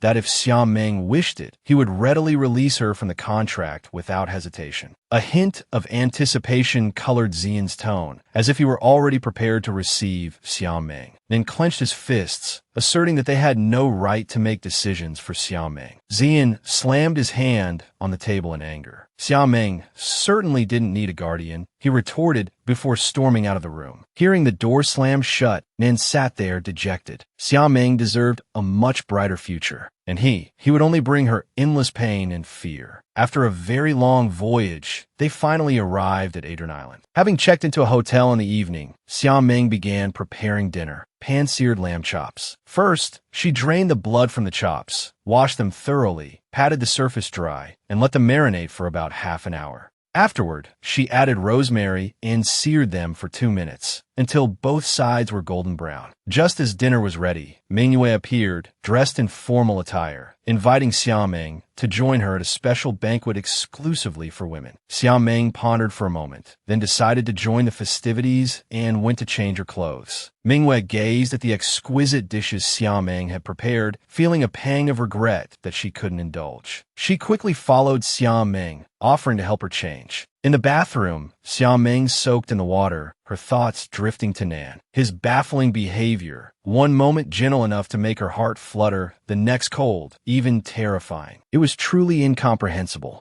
After changing in her gown, Xia Meng sought everyone's opinion. Seeing her dressed like this, both Nan and Zian were undeniably stunned. Zian complimented her, saying she looked lovely and the attire suited her perfectly. He even offered to escort her, concerned for her safety. But Xia Meng assured him she would be quite safe traveling with Manhwa. Nan, who had remained silent until then, reminded the two that women had disappeared in this area before, with the culprit still at large. He urged them to be extremely careful when going out. Since the incident at the villa, Nan had begun to intentionally distance himself from Xia Meng, clearly because of what had happened. Manhwa also vaguely sensed the strange atmosphere that had developed between them. They had seemed perfectly fine before. Nan must have done something. Linking arms with Xia Meng, she reminded her that it was getting late and they should be leaving. Zian, meanwhile, instructed them to return early and to send a message if anything happened. At the banquet, Xia Meng found herself captivated by the delicacies of this world, excitedly taking a bite of a sumptuous dish. However, she noticed a peculiar phenomenon. Everyone was engaged in conversation, yet no one was eating. No sooner had she sat down than Manhwa sidled up, pleased to finally have a chance to chat with her alone properly. Xia Meng held her drink, looking utterly bewildered. Was there anything they needed to discuss privately? Of course, girl talk, Manhwa declared, then asked, quite unexpectedly, "Did you dump Nan?" Startled by the abrupt question, Xia Meng sprayed out the drink she had just sipped. She began coughing violently, wiping tears from the corners of her eyes as she hastily clarified to Manhwa that she was mistaken, that nothing of the sort had happened. There was no question of dumping anyone. Manhwa looked astonished. The atmosphere between the two had certainly invited speculation, but perhaps she had read too much into it. Yet, seeing Xia Meng's unnatural expression, Manhwa concluded that Nan must have done something to her. Gently pulling Xia Meng closer, she urged her to recount what had happened, promising she would help her get even. At that very moment, back in their lodgings, Nan inexplicably felt a sudden chill and couldn't suppress a sneeze. Xia Meng recalled Nan's abnormal behavior, confessing the truth frankly to Manhwa. Those few days, Nan had locked himself in his room, his entire demeanor somewhat different from usual. Thinking of this, she couldn't help but hug herself tightly. Manhwa obviously knew what Xia Meng was referring to. After all, she had grown up with Nan since childhood. Xia Meng put down her cup, her expression slightly forlorn. She felt Manhwa ought to know something about Nan's condition, yet she had never revealed even a hint of it to her. She told Manhwa that she had entered Nan's room, not expecting the other woman's shock that she had emerged completely unharmed. Xiao Ming quickly waved her hand, suggesting perhaps it was just her luck. Maybe Nan had happened to return to normal right at that moment. Xiao Ming desperately wanted to know what exactly was wrong with Nan. Mingwei sighed. Seeing Xiao Ming's worried expression, Mingwei decided to tell her the truth, but admonished her to keep it locked away in her heart after hearing it, never to leak it out. Nan was undergoing demonization. It was a curse unique to their family. 900 years ago, during the Great War between gods and demons, the Dylan continent faced the crisis of being overrun by the demon race. Experts from various nations joined forces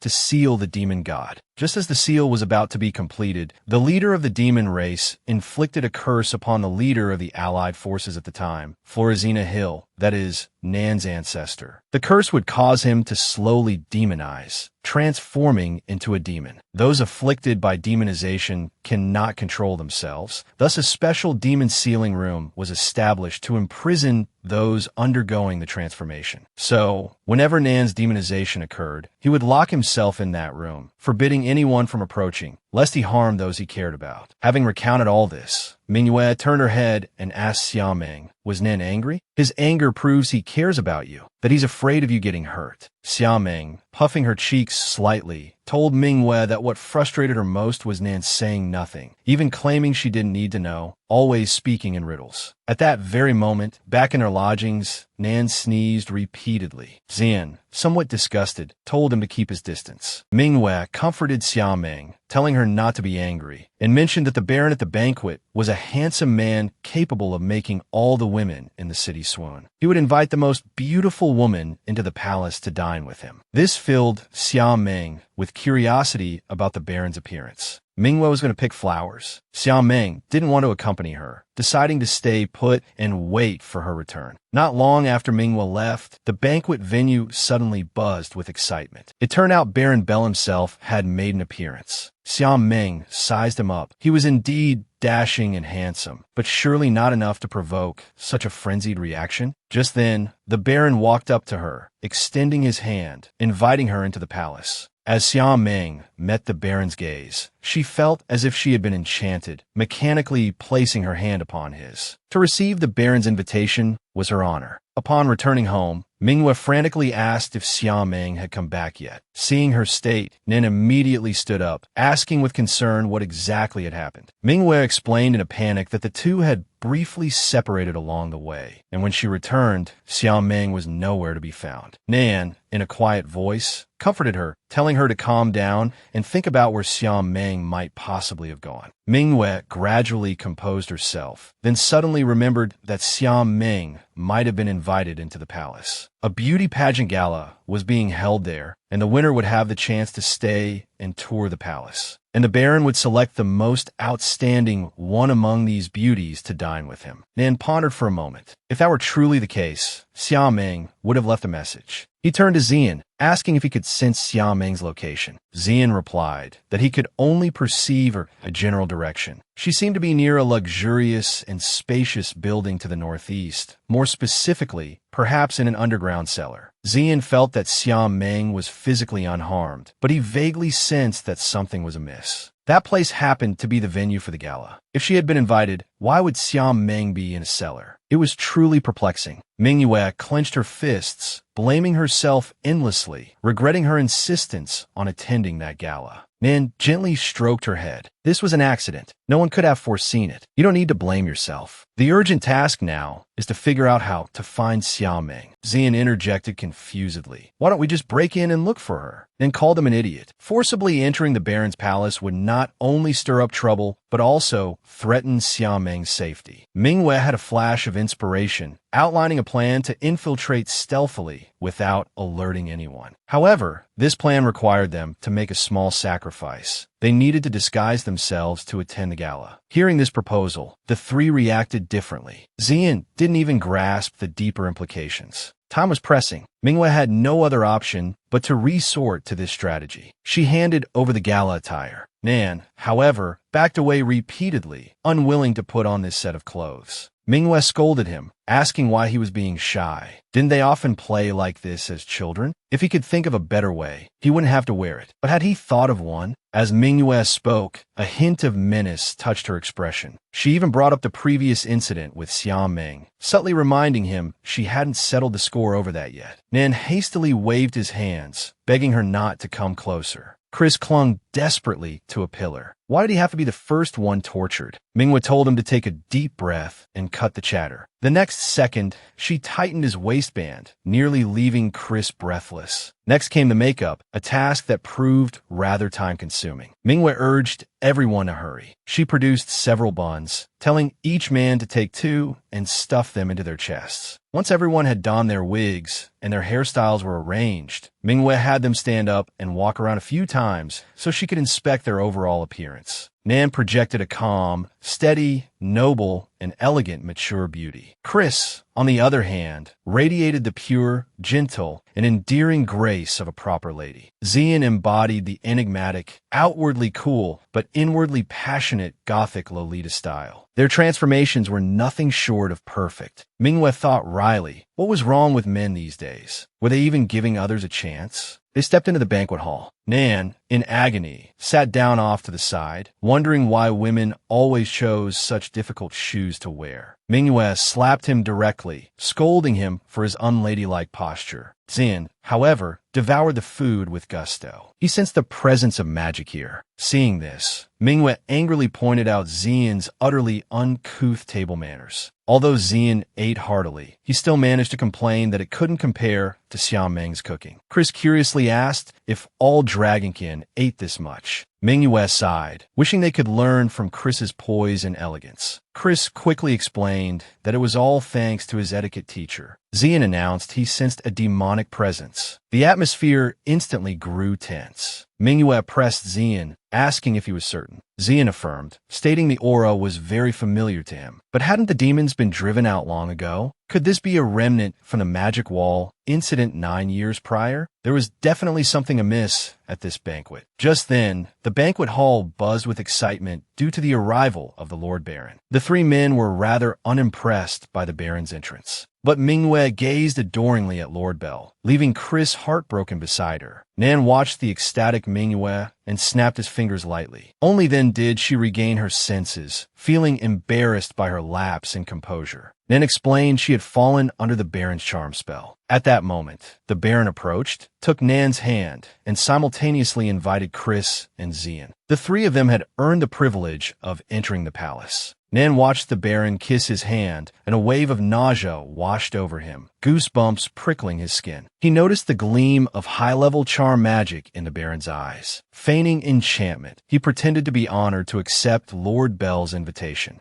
Manhwa watched their departing figures and began to doubt herself. Was she not beautiful enough? Inside the palace, the Baron was in high spirits, having reaped such a harvest of beauties today. He lifted Nan's chin, his gaze filled with admiration. He praised Nan as being like a dazzling star in the heavens, even wrapping an arm around his waist. This infuriated Nan. He fought the urge to kill him on the spot. Behind him, the other 2 heard the Baron call Nan little darling and couldn't help but snicker, then glanced back, warning them to hold it in, not daring to let out a sound. They stepped into the Lord Baron's collection room. The sight before them was staggering. Living bodies were sealed within demonic mirrors, a magic unique to the demon race. Suddenly, Nan spotted Xiaoming's figure. Xian sensed she was unharmed for now. She was on the verge of being completely sealed. The Baron intended to deal with her first, then dress them up exquisitely, then violently grabbed the Baron's shoulder, slamming him to the ground. He demanded to know what the Baron intended to do to Xiaoming, and why there were so many demonic mirrors here. The Baron lay on the floor, his body racked with sharp pain, confused as to how Nan had remained unaffected. Nan explained that his charm magic was ineffective against him. The Baron, incredulous, shifted his body and looked up at Nan, sighing in admiration. Truly a perfect angle. It really stirs one's desires. Hearing these shameless words, Nan kicked out, unexpectedly knocking the man unconscious. Just then, an eerie energy emanated from the Baron's body, demanding to know who dared disturb its affairs. The demon realized they were men disguised as women, growing even more furious, and launched an immediate attack. Facing the blow, Nan, thinking of Xiao Meng behind him, didn't dodge and took the hit directly. As Xian launched his attack, he tried to guess his opponent's identity, but the creature's speed surpassed his own. The demon hadn't expected any dragon people to still be alive. It had assumed the Great War 900 years ago had wiped them out entirely. Since one remained, it decided then and there to ensure the dragon people vanished completely. Nan immediately cast a freezing spell, encasing the demon in ice. The creature was stunned. It couldn't believe it had been frozen within its own barrier. Only then did they realize they were trapped inside its domain, which explained why they hadn't been able to unleash their full power. The demon shattered Nan's ice spell. Noticing Nan's profusely bleeding wound, which showed no signs of closing, it sneered. The taste of a curse isn't pleasant, is it? Seizing the moment while the demon was distracted, Chris lunged forward, striking true. Stabbed, the demon recognized the holy weapon in Chris's hand. It hadn't anticipated encountering royalty here. Wiping blood from the corner of its mouth, the demon shrugged. A pity, but ultimately irrelevant. It didn't need these magic mirrors anyway. It had already found something far superior. With that, the demon flickered and vanished from sight. Xian clutched his chest, cursing, "Damn it, he got away." All around them, those who had been controlled by the nightmare collapsed. They had to leave immediately. Nan swept Xiao Meng into his arms, instinctively murmuring her name. In her slumber, Xiao Meng seemed to hear Nan's voice. Her eyes fluttered open, and she gasped,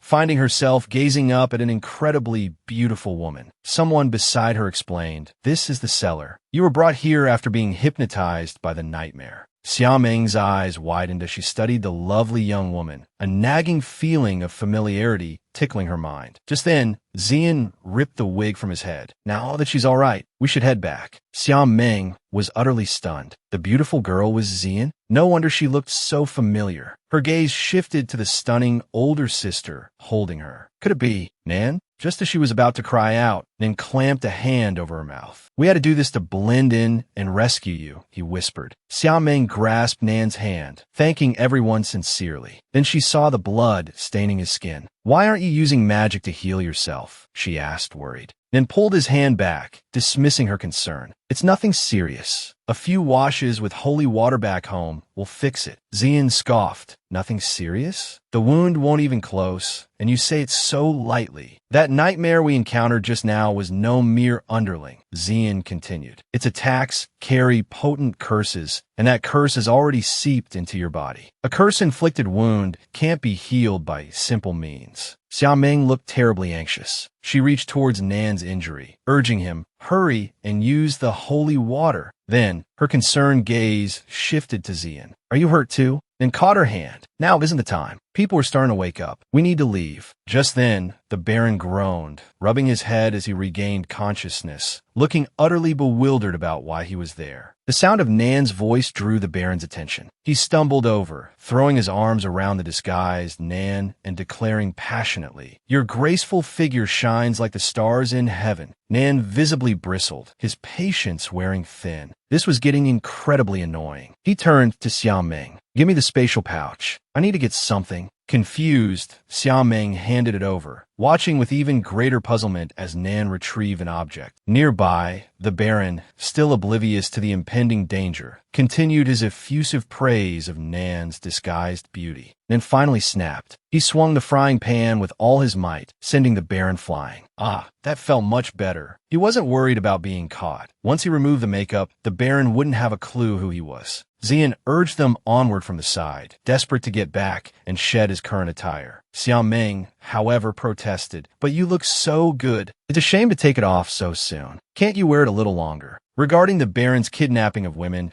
Chris and Manhwa, being present, needed to stay behind to conduct a thorough investigation. Consequently, Xiao Meng, Nan, and Xian departed alone, heading towards the misty forest. As they traveled, Xiao Meng carefully tended to Nan's wound, apologizing profusely. "It's my fault you ended up in that situation." Xian quickly reassured her. "You're one of us. Of course, we'd come rescue you if you were in danger. Nan gently touched the treated injury. Aided by the holy water and Xiao Meng's specially prepared rations, the wound was already healing rapidly. Listening to their comforting words, Xiao Meng clenched her fists tightly. If only I knew magic, she thought bitterly, I wouldn't have been charmed. Then they wouldn't have had to fight that nightmare, and Nan wouldn't have been cursed. Nan seemed to read her thoughts. That magic specifically targets females. Even if you mastered the strongest spells, you couldn't have resisted that nightmare's enchantment. Xian chimed in. Even Manhwa was charmed back there. You should have seen how ridiculous she looked. As dusk began to settle, Xiao Meng stood up to prepare dinner. She waved off Xian's offer to help, knowing he'd likely be more hindrance than assistance. She took out dough that had already fermented twice, expertly portioned and deflated the pieces before rolling them into flat, round discs. Placing the dough onto a pan, she began to bake it over their campfire. After 5 minutes, she spread a layer of her special pizza sauce over the golden base. She sprinkled shredded cheese and chopped ingredients, then added another layer of cheese before continuing to bake it until golden brown. Xiao Meng yearned to become stronger. Lost in thought, she didn't notice the figure behind her. She wished she could become powerful instantly. Behind her, the nightmare heard her thoughts, a sinister smile spreading across its lips. Soon, the pizza was ready. She urged everyone to try it while it was hot. Xian and Nan stared at the stringy, gooey flatbread with astonishment. Xiao Meng explained it was called pizza, one of the most popular foods in her homeland. After dinner, everyone gathered around the fire. Xiao Meng sat listening to the two men talk, and before she knew it, she started yawning. She startled awake, realizing she had just dozed off, then told her to go rest first. She wouldn't need to keep watch tonight. Seeing her hesitation, Xian also persuaded her to sleep. There weren't any powerful demonic beasts around here. He and Nan would take turns keeping watch. Xiao Meng was indeed quite tired. Wishing them good night, she went to rest. After she fell asleep, a glowing mass quietly entered her mind. In her dream, she arrived at a place that felt strangely familiar. Someone softly asked if she desired power. He had the ability to grant her immense strength, as long as she was willing to meet his conditions. Her wish could then be fulfilled. Nan heard her pained murmurs. Xian, too, was disturbed by the sounds, unable to sleep. Then noticed a magic sigil on her forehead. Clearly, a nightmare was at work. He clenched his fists, cursing under his breath. Several days had passed, and none of them had noticed this.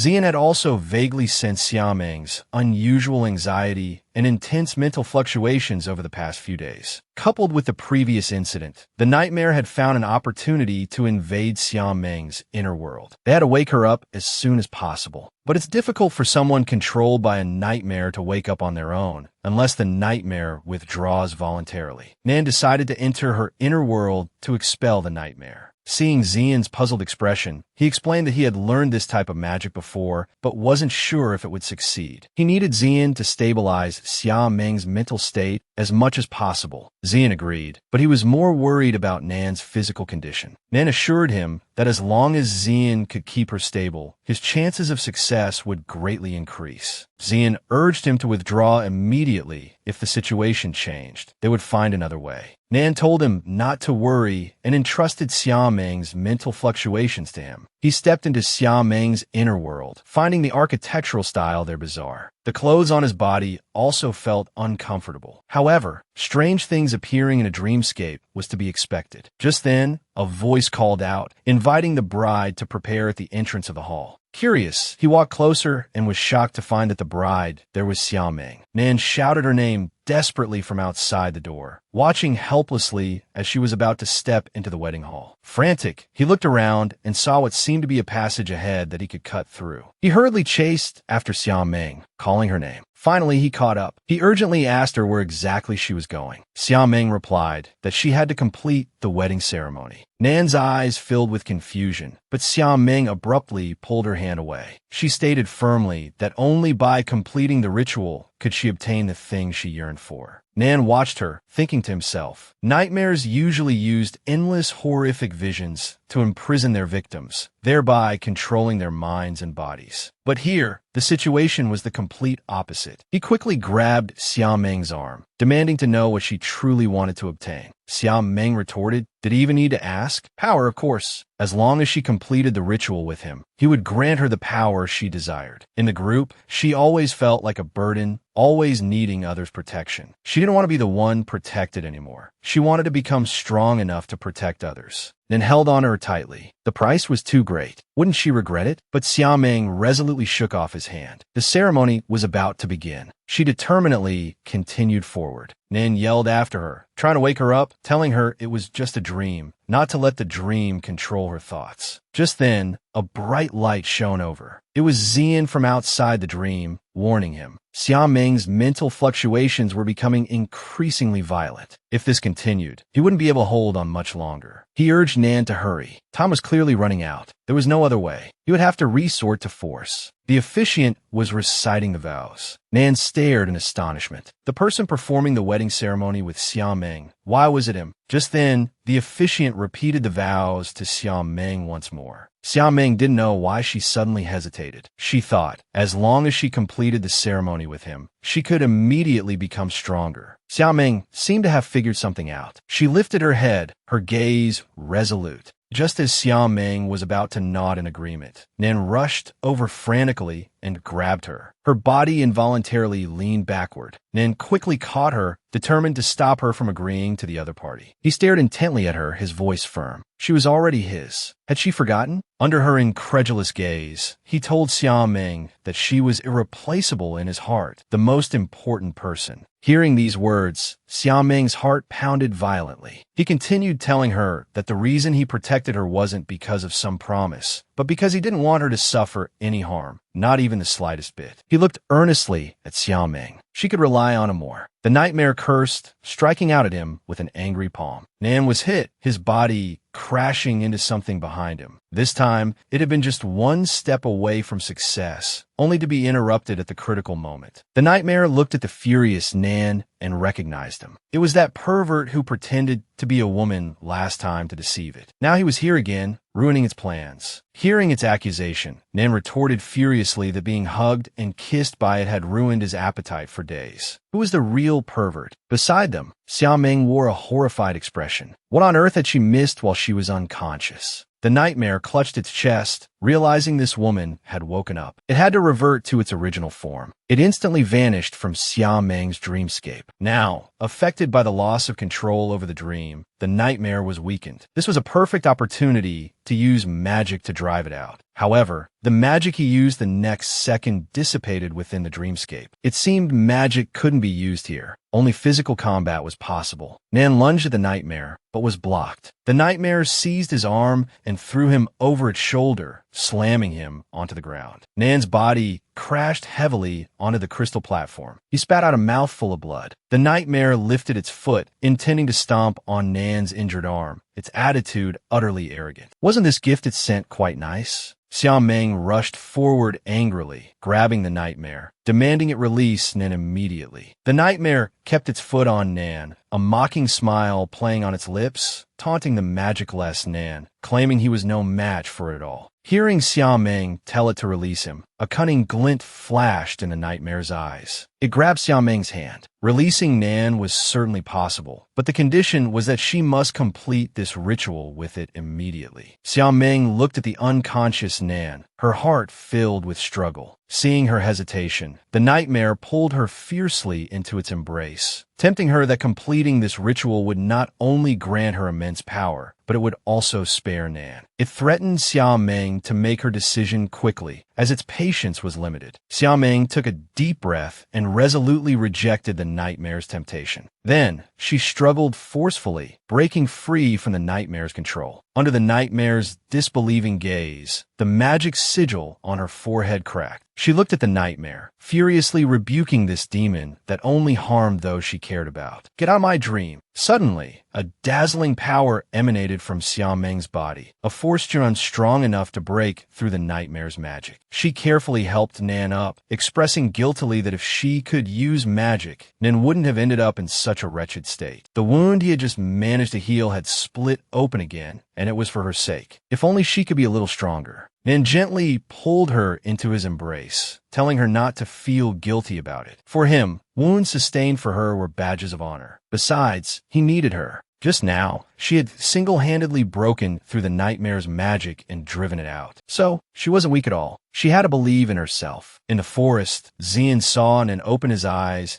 and finally couldn't hold on any longer, collapsing to the ground. After staying up all night, he was so tired his eyelids kept drooping. Nan turned, wanting to shift his position, but unexpectedly met a stinging flying fist head-on, followed immediately by an invincible leg sweep that could break intestines. Nan was left completely disoriented. Only then did he remember there was still a Xiaomeng with exaggerated sleeping habits beside him. Xiaomeng was awakened by the sunlight. Seeing Nan beside her, she yawned, saying she was still a bit sleepy. She picked up her blanket, telling Nan it felt like she had a very long dream. She hugged the blanket, her eyes darting away, not daring to look directly at him, because the him in the dream had told her that, to him, she was the irreplaceable, most important person. Thinking of this, her face flushed crimson. She quickly buried her face in the blanket. Nan saw her reaction and looked away awkwardly, softly telling her it was just a dream. She shouldn't mind it too much. Xiaomeng thought to herself, how could she have such a dream? Dreaming of Nan saying things to her that sounded like a confession. Just as he was about to get up and leave, Nan called out to him. Then he placed something around his neck. It was a magic necklace, consecrated by sacred rites, capable of protecting him from demonic attacks. Xiaomeng discovered with surprise that it was a ruby pendant, and hidden within it was a magic array. Clearly, this was no ordinary necklace. Thinking this, she turned to look at Nan, expressing that she couldn't accept something so valuable. Nan, however, looked at her earnestly. To him, her life was far more precious than this necklace. Xiaomeng stopped refusing, saying she would treasure the necklace. Nan reminded her again not to take it off. Suddenly, he remembered Xian's teasing gaze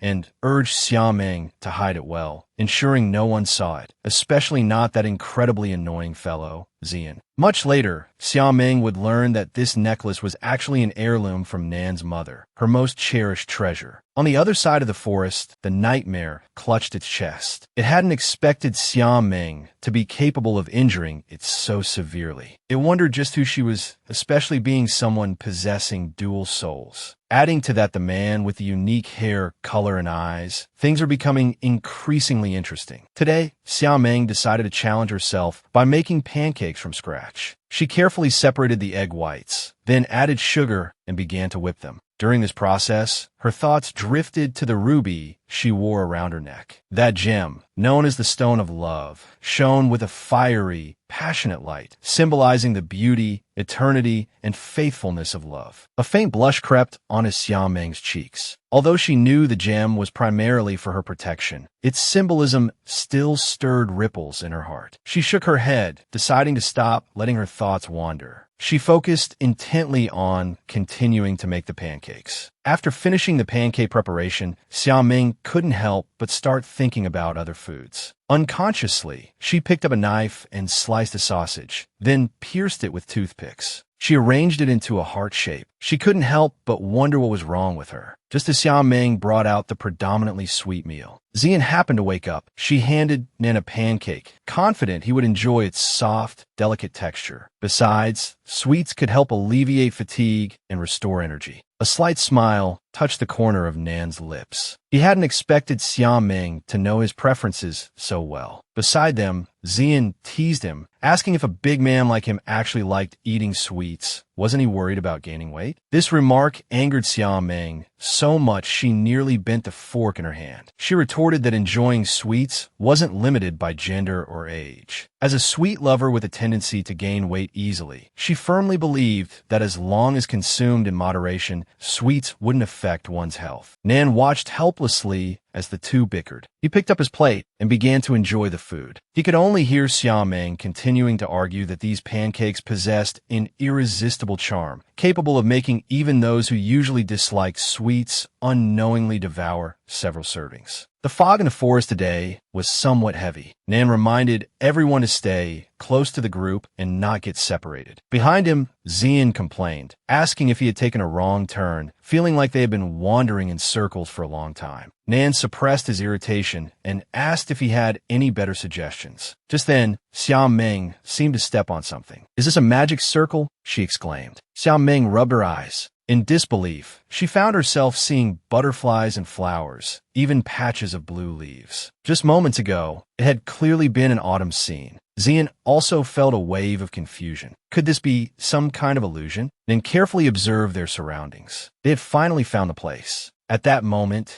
Xian excitedly pointed in one direction. There lay a massive gemstone, then followed his gesture and saw something flickering inside the gem. He quickly warned everyone to pay attention to what was hidden beneath the gem. Suddenly, the thing inside the gem emerged. It was a phantom singing butterfly. Sensing their presence, the phantom singing butterfly immediately launched a fierce magical attack. Strange objects began to sprout from the ground. Nan, with swift reflexes, pushed Xiao Ming aside. However, he himself was firmly bound by those objects. Xiao Ming looked towards him in worry, her heart filled with anxiety. The phantom singing butterfly immediately launched a second attack towards Xiao Ming. In that critical moment, Xian instantly flashed before Xiao Ming, wielding her magic to block the attack. However, Xian suddenly noticed a cloud of black mist spreading out before her. It was the phantom singing butterfly's hypnosis. Nan anxiously warned her to quickly leave the area of black mist. Unfortunately, it was too late. Xian couldn't evade in time. She fell directly into Xiao Ming's arms. Xiao Ming looked at the unconscious Xian, her heart burning with anxiety, and could hardly believe what he was seeing. At such a crucial time, Xian had actually fallen asleep. Nan reminded Xiao Ming that this kind of hypnosis wasn't easily broken. He firmly believed he could awaken Xian, so he employed his secret technique. He began applying pressure points to Xian. The sleeping Xian suddenly cried out and sat up abruptly. Xiao Ming was overjoyed. He had succeeded. However, just then, with her back turned to the phantom singing butterfly, she was completely unaware of the danger quietly approaching from behind. The two urgently shouted Xiao Ming's name, trying to warn her of the danger behind her. Xian quickly reached out and pulled her over, but it was still a step too late. The clothing on Xiao Ming's arm was slashed by something sharp. Blood seeped from the wound. Nan gritted his teeth and struggled fiercely to break free from whatever was binding him. He waved the magic in his hand, and a stream of fire swept towards the phantom singing butterfly, engulfing it tightly. Seeing this, Xiao Ming charged forward without hesitation and grabbed the phantom singing butterfly. Using her magic, she slammed it hard onto the ground. Nan seized the opportunity to tear off the bindings wrapped around him. At the same time, he loudly warned Xiao Ming not to act rashly. This magical creature was extremely dangerous. Xiao Ming had just stood up when she sensed something wasn't quite right. Ignoring the shouts from behind her, she threw a heavy punch forward. However, the phantom singing butterfly unexpectedly dissolved into scattered flower petals. Just as Xiao Ming stood there stunned, dense petals obscured her vision. When she opened her eyes again, the phantom singing butterfly had transformed into a moth, flapping its wings and flying high. Could this be its true form? Xiao Ming wondered inwardly, then forcefully threw a fireball towards the moth in the air. A loud roar echoed in the sky, sparks flying everywhere. Nan walked over and picked up a lock of Xiao Ming's hair that had been singed. He asked her gravely, "Do you know how dangerous that was just now? If Xian and I had been even a step later, you might not have gotten away with just this minor injury." Xiao Ming lowered her head, explaining guiltily that she just wanted to contribute more in the fight. Nan looked at her deeply, his tone serious. He hoped that in the future, she would consider her own safety before acting. Faced with Nan's stern gaze, Xiao remained silent for a moment before finally nodding to show she understood. Sensing her change in mood, Nan sighed helplessly. He softly told her that he worries about her safety. He gently patted Xiao head. He gestured for her to go change into clean clothes first, and they could trim her hair once they reached the city. Watching Xiao receding figure, Nan turned to face Zian, his expression grave. He had something to discuss with her. When Zian turned to look at him, Nan pointed aside. "Let's talk over there." Zian knew in her heart that what Nan wanted to discuss must be about Xiao, especially concerning the power that had suddenly surged within her during the battle earlier. Based on Nan's observation, Xiao didn't seem to be controlled by someone else. That golden power he had never seen before. Could it have been granted to her by Zian? Zian told him that the only thing she had bestowed upon Xiao was physical attack power. If it were magical power, it should be wind and lightning elements, just like his. Moreover, she couldn't use attack magic at all. This had been verified before. It also didn't seem like the nightmare was responsible, as the aura emanating from her didn't resemble dark magic. She can create food that grants beneficial effects and awaken people from magical corruption. What exactly is Xiao origin? Nan sighed. It seemed best for them to wait and see. Once we return to the kingdom of Halaya, we can consult the palace records to see if there's any related information. Zian agreed. For now, that seemed the only course of action.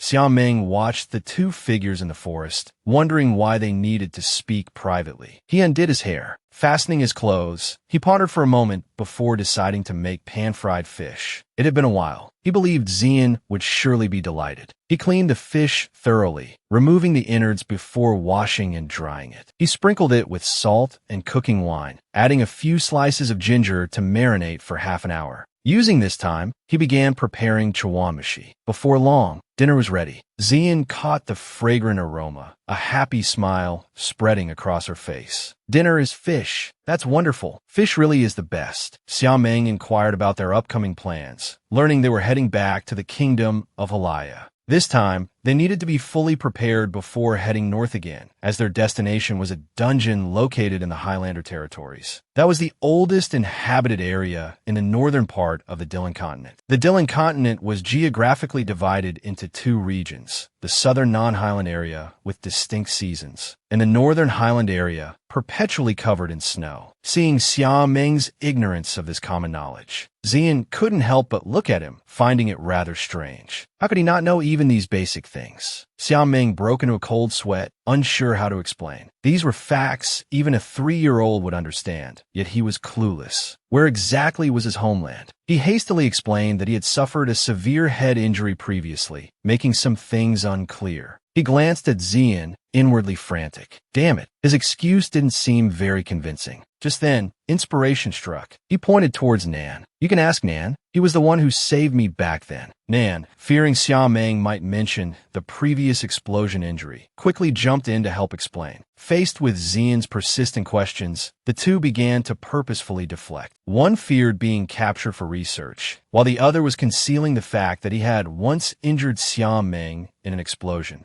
Zian watched their back and forth, picking her nose slightly. Was there something seriously wrong with these two? After a long 2-month journey, they finally returned to the kingdom of Halaya. By now, snowflakes had begun to drift down upon the land. Xiao spent most of his time holed up in the kitchen, creating various delicacies, while Ling Yu and Chris went to the military headquarters to handle some matters. Nan and Zian were also busy, leaving early and returning late. Swamped with work, Xiao prepared some thin crepes. He placed them in a cold spot to freeze solid. Once frozen, he retrieved the crepes, used molds to cut out shapes, and then baked them in the oven until golden brown. Different ingredients yielded different magical effects. Xiao crafted the cookies into the likeness of each person. Imagining their reactions upon seeing them, he couldn't help but chuckle foolishly. He glanced at the cookies with less potent magical effects, deciding to set them aside for now to be enjoyed as regular cookies. Checking the time, Xiao